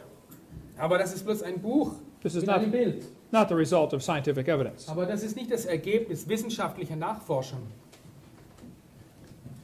This lady said, all those trees of life of our ancestors are a lot of nonsense. Und Mary Leakey sagte, alle diese Stammbäume des Lebens mit ihren Ästen unserer Vorfahren sind ein Haufen Unsinn. Stephen Gould said, the evolutionary trees that adorn our textbooks are not the evidence of fossils. Und Stephen Jay Gould, ein Evolutionist, sagt, die Evolutionsbäume, die unsere Lehrbücher zieren, haben nur an den Spitzen und Ansätzen ihrer Äste Daten. Der Rest sind Folgerungen, egal wie vernünftig, und sie sind nicht der Beweis durch Fossilien.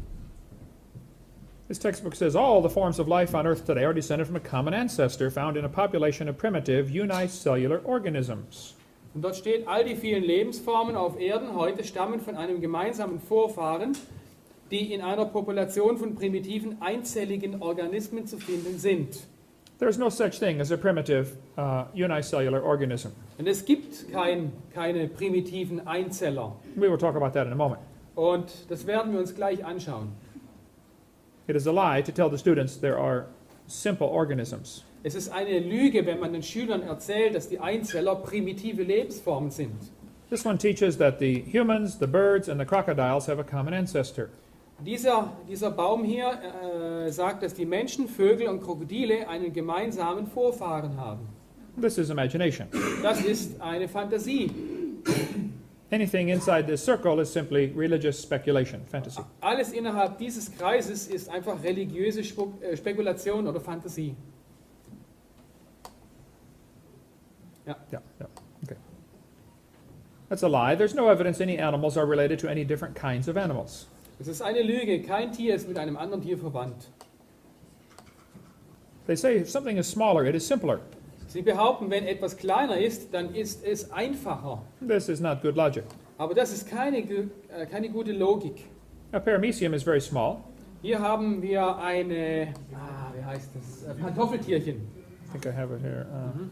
No, I guess not. Smaller is not simpler. Kleiner bedeutet nicht einfacher. Here's a microchip inside a paperclip. So, wir haben hier einen Mikrochip innerhalb einer Büroklammer. This is an ant holding a microchip. Wir sehen hier eine Ameise, die einen Mikrochip in ihren Zangen hält. That microchip can process all the letters of the Bible 200 times per second.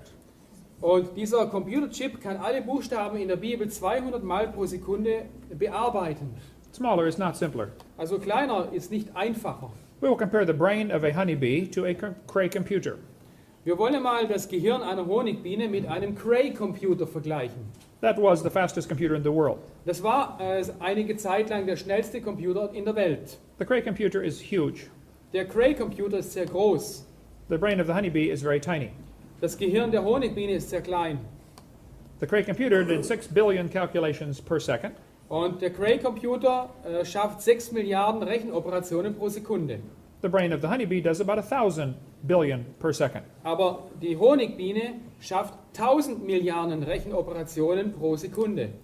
The Cray computer uses many megawatts of electricity.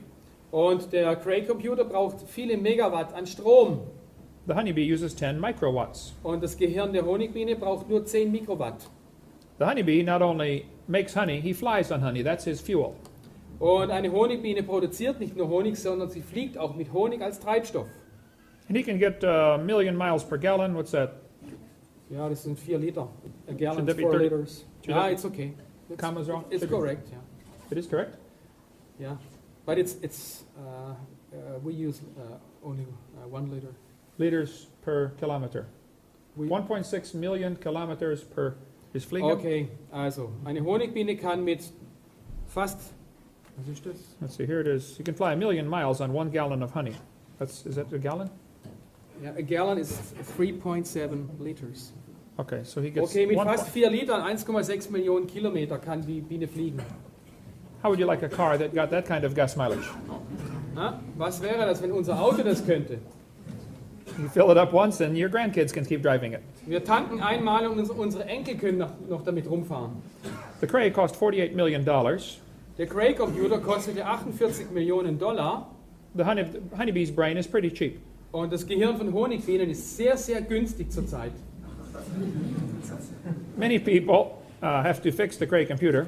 Viele Leute sind mit der Reparatur dieses Computers beschäftigt The honeybee's brain heals itself. und das Gehirn der Honigbiene heilt von ganz alleine. The Cray weighs 2,300 pounds, so a little over 1 ton.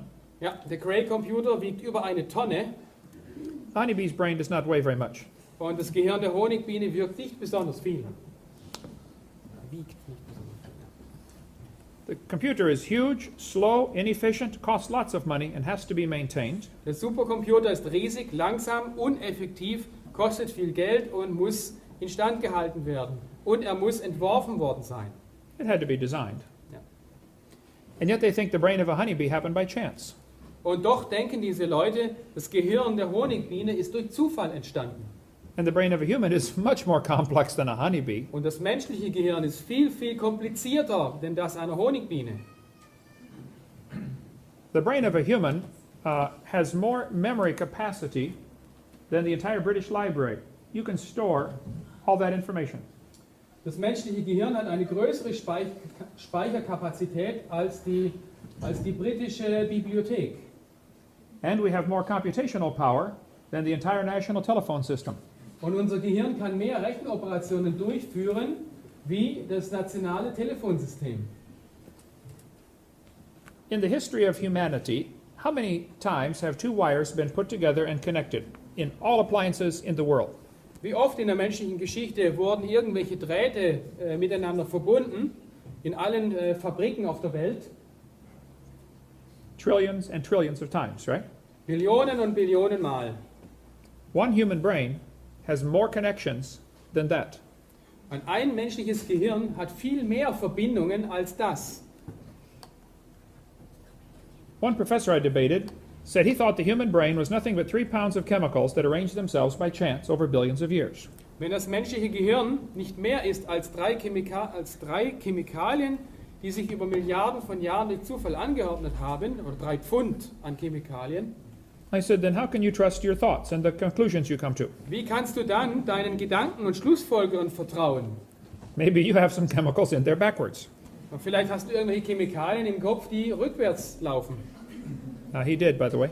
So, aber er vertraute seinen Gedanken. They will tell us that DNA proves evolution. Und man will uns einreden, die DNS beweise die Evolution. This is not true. Aber das stimmt nicht. They say we have evidence from molecular biology. Man behauptet, es gäbe Beweise in der Molekularbiologie. Darwin speculated all forms of life are related. This speculation has been verified. Okay. Oh, I'm sorry. I have to back up. Yeah. Darwin guessed. Okay, Darwin spekulierte, dass alle Lebensformen verwandt sind durch Entstehung und Modifikation von frühen Organismen. Diese Spekulation wurde bewiesen, steht hier. The evidence they use is from DNA. We call DNS. Und sie führen die DNS als Beweis dafür an. This is a lie. Aber das ist eine Lüge. The more they study about DNA, the more complicated the problem becomes. Je mehr die Wissenschaftler die DNS studieren, desto komplizierter werden die Probleme. The DNA is the most complicated molecule in the universe. Die DNS ist das komplizierteste Molekül im ganzen Universum. Each person has about 50 trillion cells in their body. Der durchschnittliche Mensch hat über 50 Billionen Zellen in seinem Körper. If you removed all the DNA, Und wenn du alle diese DNS extrahieren würdest, it would barely fill 2 tablespoons. dann würdest du gerade mal 2 Teelöffel damit füllen können. If you unwound them and stretched them out, Und wenn du diese DNS aufwickeln und dehnen würdest, one person's DNA would stretch from Earth to the moon and back 5 million round trips. dann könntest du mit dieser DNS-Kette eine Strecke zum Mond zurücklegen, 5 Millionen Mal hin und zurück. Pretty complex. Ich würde sagen, das ist ziemlich kompliziert. It contains more information than all computer codes ever written by man combined. Die DNS enthält mehr Informationen als in allen Computerprogrammen, die je von Menschen geschrieben wurden. If you typed out this code, Wenn du jetzt diesen Programmcode niederschreiben müsstest, when you got done typing, so, da musst du wirklich gut sein im Schreibmaschine schreiben, you would have enough books to fill Grand Canyon 40 times. dann hättest du so viele Bücher, dass du den Grand Canyon 40 Mal füllen könntest. There's a lot of information in your DNA. Oh, das ist ein Haufen Informationen in der DNS. David said, I will praise thee, I'm fearfully and wonderfully made. David sagt in den Psalmen, ich will dich preisen, denn ich bin erstaunlich und wunderbar gemacht. He didn't even have a microscope, and he could figure it out. Er hatte nicht einmal ein Mikroskop, aber er wusste das. From conception to birth, the baby adds 15,000 cells per minute to its body, each cell more complex than a space shuttle. Von der Zeugung bis zur Geburt legt das Baby 15.000 Zellen pro Minute im Körper zu und jede Zelle ist komplexer als das Space Shuttle. How would you like to be responsible for supplies to a factory building 15,000 space shuttles a minute? Oh, okay, it's a long sentence. How would you like to be responsible for the supplies Okay, wie wäre es, wenn du für den Nachschub verantwortlich wärst für eine Firma, die in einer Minute 15.000 Space Shuttles herstellt? Some of you women are thinking, I did it, it's hard.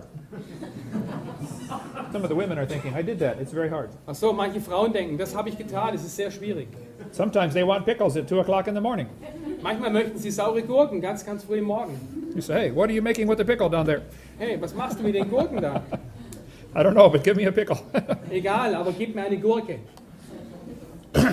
The probability of one DNA happening by chance is 1 times 10 to the 119,000th power. I got Okay. this in Ja, ich German kann here. es übersetzen. Hang on, I've Okay. got it Die in- Wahrscheinlichkeit, dass ein DNS-Molekül zufällig entstanden ist so wahrscheinlich wie 1 zu 10 hoch 119.000, also eine 1 mit 119.000 Nullen. That's a big number.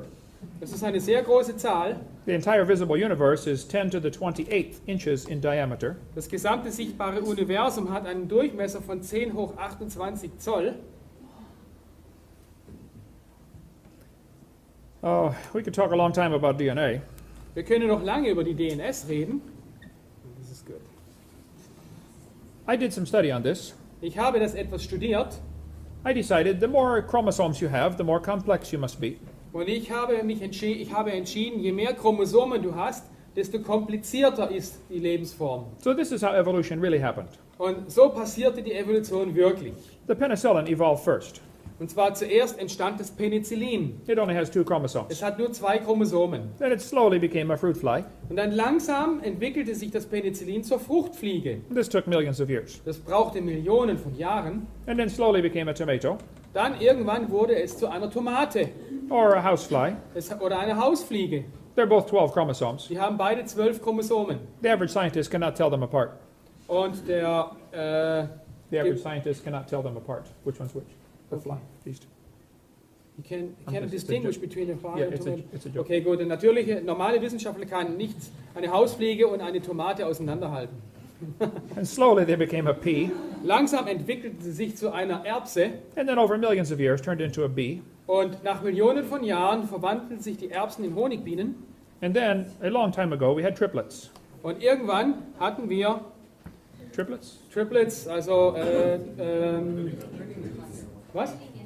Drillinge, ja. Okay, danke. The possum, the redwood tree, and the kidney bean are all identical triplets. Okay, das Opossum, der Redwood-Baum und die Bohne, die Kidneybohne, diese roten, sind alle Drillinge. And scientists cannot tell them apart. Und die Wissenschaftler können sie nicht auseinanderhalten. Let's see, possum, Opossum, tree, ein Redwood-Baum und eine kidney bean. Bohne. And let's see, which one is which? Okay, jetzt lass uns mal gucken. I cannot tell. Was ist was? And slowly we got enough chromosomes to become a human. Und irgendwann kamen genug Chromosomen zusammen, damit Menschen entstehen können. If we can just get 2 more, Und wenn wir jetzt noch 2 weitere Chromosomen bekommen können, we will to be a tobacco plant. dann werden wir eine Tabakpflanze. I know some that already smell like it. Und ich weiß, manche von euch riechen so. Ups. Sometimes I get on the elevator. Und manchmal bin ich im Aufzug I say, you're evolving, you're way ahead of me. und ich denke, und ich rieche und sage, hey, du entwickelst dich weiter. Someday we may have enough chromosomes to be a chicken or a dog. Und eines Tages werden wir genug Chromosomen haben, um ein Huhn oder ein Hund zu sein. Oh, same thing? No? Oh, okay. And maybe someday we'll be a carp. Und irgendwann werden wir ein Karpfen sein, mit 100 Chromosomen. And it probably won't happen for a long time. Und es wird sicherlich eine lange Zeit brauchen. But someday we will have enough chromosomes to be a fern.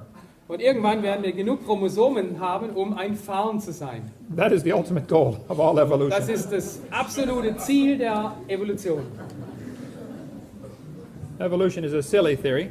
Evolution ist eine dumme Theorie. There is no evidence that any animal produced a different kind of animal. Es gibt keinen Beweis dafür, dass irgendein Tier eine andere Art von Tieren erzeugt hat. They tell us that humans and orangutans are 96% similar DNA. Man will uns einreden, Orang-Utans und Menschen sind sich zu 96,3% ähnlich. This proves a common ancestor 15 million years ago. Und das beweist einen gemeinsamen Vorfahren vor 15 Millionen Jahren. The man the leading engineer on the genome research said, the genetic difference between human and his nearest relative, the chimpanzee, is at least 1.6%. Calculated out, it's a gap of 48 million nucleotides, and a change of only 3 nucleotides is fatal to an animal. There is no possibility of change. Okay, Just start at the beginning. ja, okay. Also der führende Forscher im Genomprojekt, also die Erforschung des menschlichen Erbguts, sagte Folgendes: Jetzt ist der genetische Unterschied zwischen dem Menschen und seinen nächsten Verwandten, dem Schimpansen, mindestens 1,6%. Das klingt nach nicht viel, aber wenn man es durchrechnet, dann ist das ein Unterschied von mindestens 48 Millionen Nukleotiden, das sind die Basenpaare in der DNS, und eine Veränderung von nur 3 Nukleotiden ist tödlich für ein Tier. Es gibt keine Möglichkeit zur Veränderung. They used to think we were 98% similar to a chimpanzee. Sie sagen, wir sind zu 98% einem Schimpansen ähnlich, More recent studies have shown it's only 95% similar.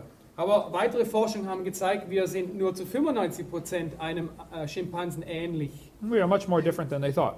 Wir sind viel unterschiedlicher, als sie dachten.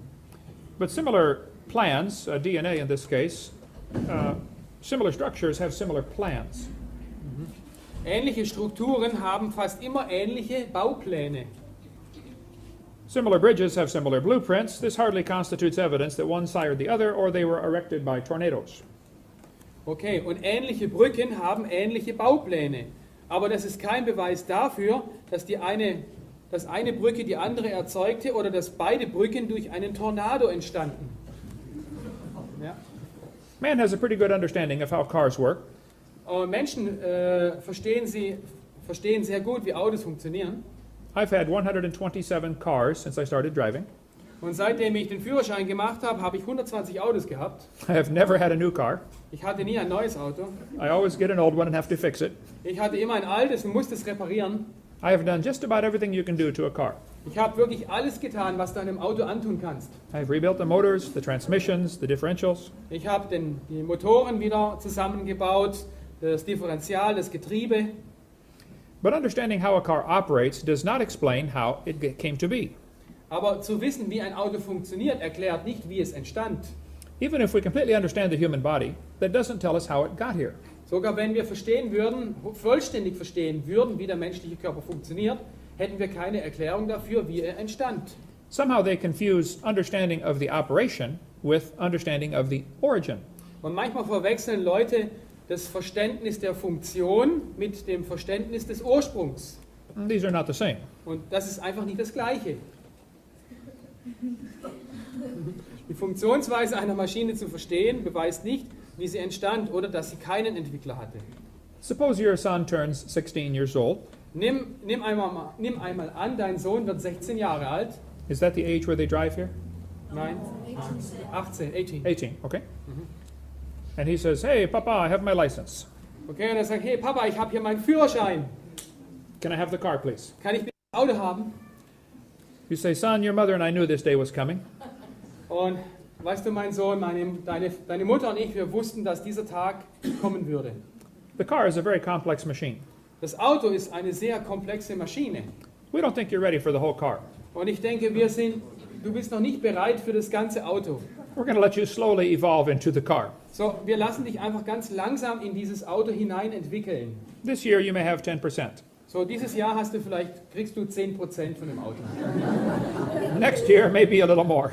Und nächstes Jahr ein bisschen mehr. What good is 10% of a car? So, was taugt 10% eines Autos? How many things have to be right on a car to make it work? Wie viele Dinge müssen in Ordnung sein, damit ein Auto funktioniert? Like many thousands of things? Und wie ist das bei vielen anderen tausenden Dingen? How many things have to be wrong to make it stop working? Und wie viele Teile müssen kaputt gehen, damit es nicht mehr funktionsfähig ist? Any one of thousands of things. Jedes von Tausenden von Teilen. Just one wire pulled off will stop the car. Du kannst irgendwo einen Draht rausziehen und schon funktioniert es nicht mehr. Complex things have to be all working together or not working at all. Komplexe Systeme müssen komplett funktionieren, es müssen alle Teile in einem komplexen System vollständig richtig funktionieren, damit das ganze System funktioniert. There are thousands of differences between humans and chimpanzees. Es gibt tausende von Unterschieden zwischen Menschen und Schimpansen. If you think similarity proves relationships, Und wenn du denkst, dass Ähnlichkeit die Verwandtschaft beweist, let me show you the research I've been doing. dann lass mich dir die neuesten Forschungsergebnisse von mir zeigen. I discovered clouds are 100% water. Ich habe entdeckt, dass Wolken zu 100% aus Wasser bestehen. Watermelons are 97% water. Und Wassermelonen bestehen zu 97% aus Wasser. Only 3% difference. Nur 3% Unterschied. This proves watermelons evolved from clouds. Und das ist der Beweis, dass Melonen sich aus Wasserwolken entwickelt haben. And I found a missing link. Und ich habe auch das Zwischenglied gefunden. Jellyfish are 98% water. Und zwar Quallen. Quallen bestehen zu 98% aus Wasser. And so are snow cones. Und Snow cones. Candy. Eiscreme? No, ice with flavoring on it. You can snow cone? Shave ice? Wassereis, okay. Wasser ice. Ja. Okay. Water. They say fossils prove evolution. Man behauptet, Fossilien beweisen die Evolution. This is silly. Aber das ist dumm. No fossils count. Es gibt keine Fossilien, die das beweisen. If you find bones in the dirt, all you know is it died. Wenn du einen Knochen im Dreck findest, dann weißt du nur, er starb. You cannot prove it had any children. Und du kannst nicht beweisen, dass er überhaupt Kinder gehabt hat.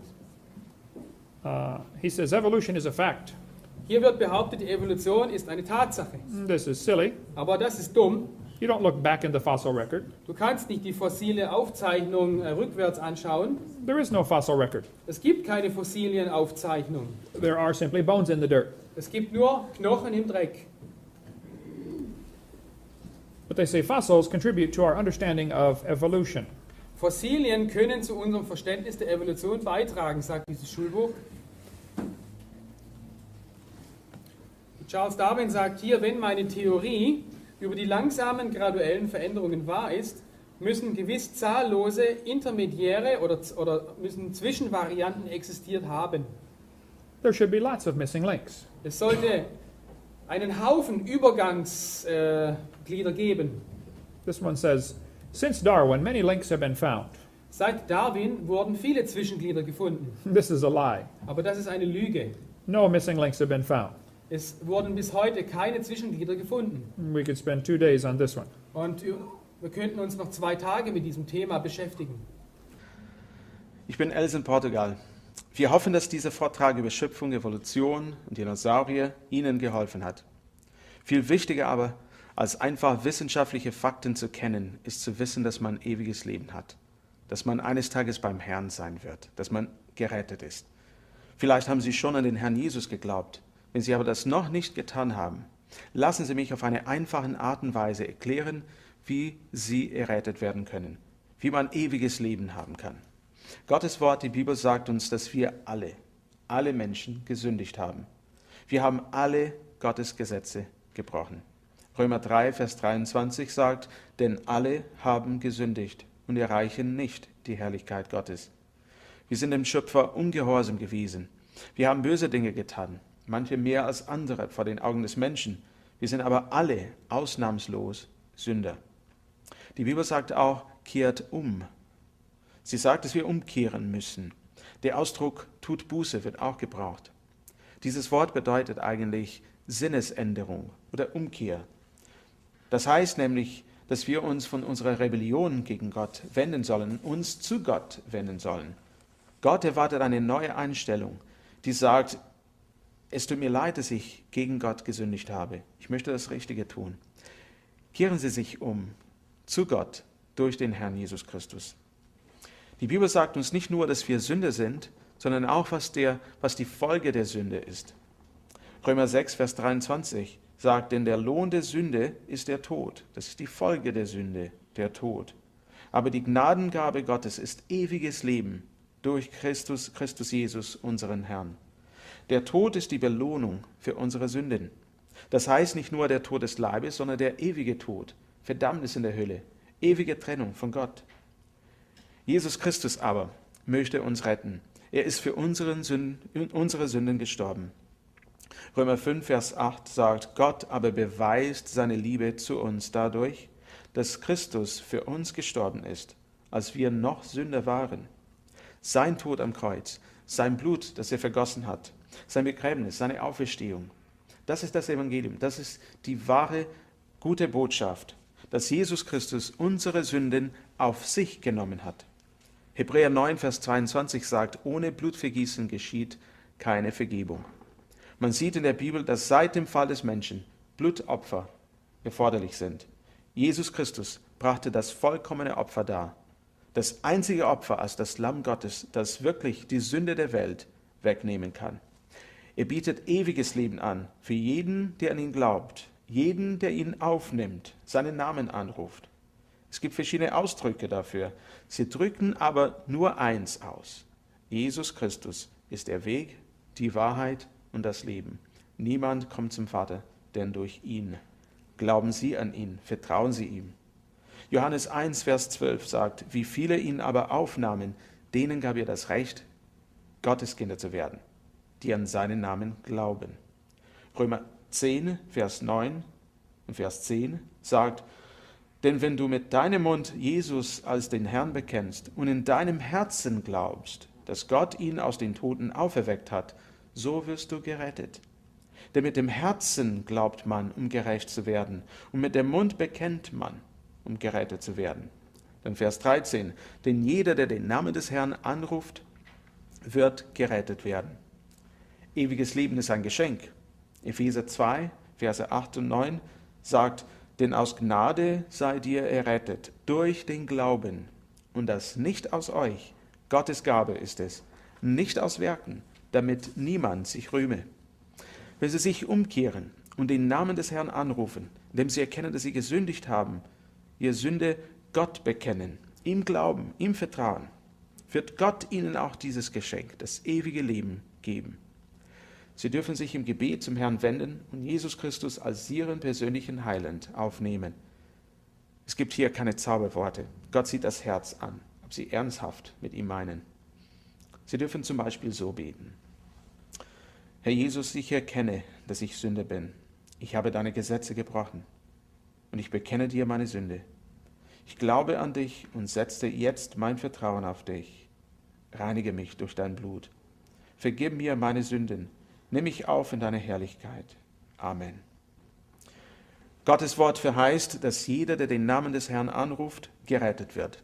Wenn sie ernstlich den Namen des Herrn angerufen haben, sind sie dann gerettet worden.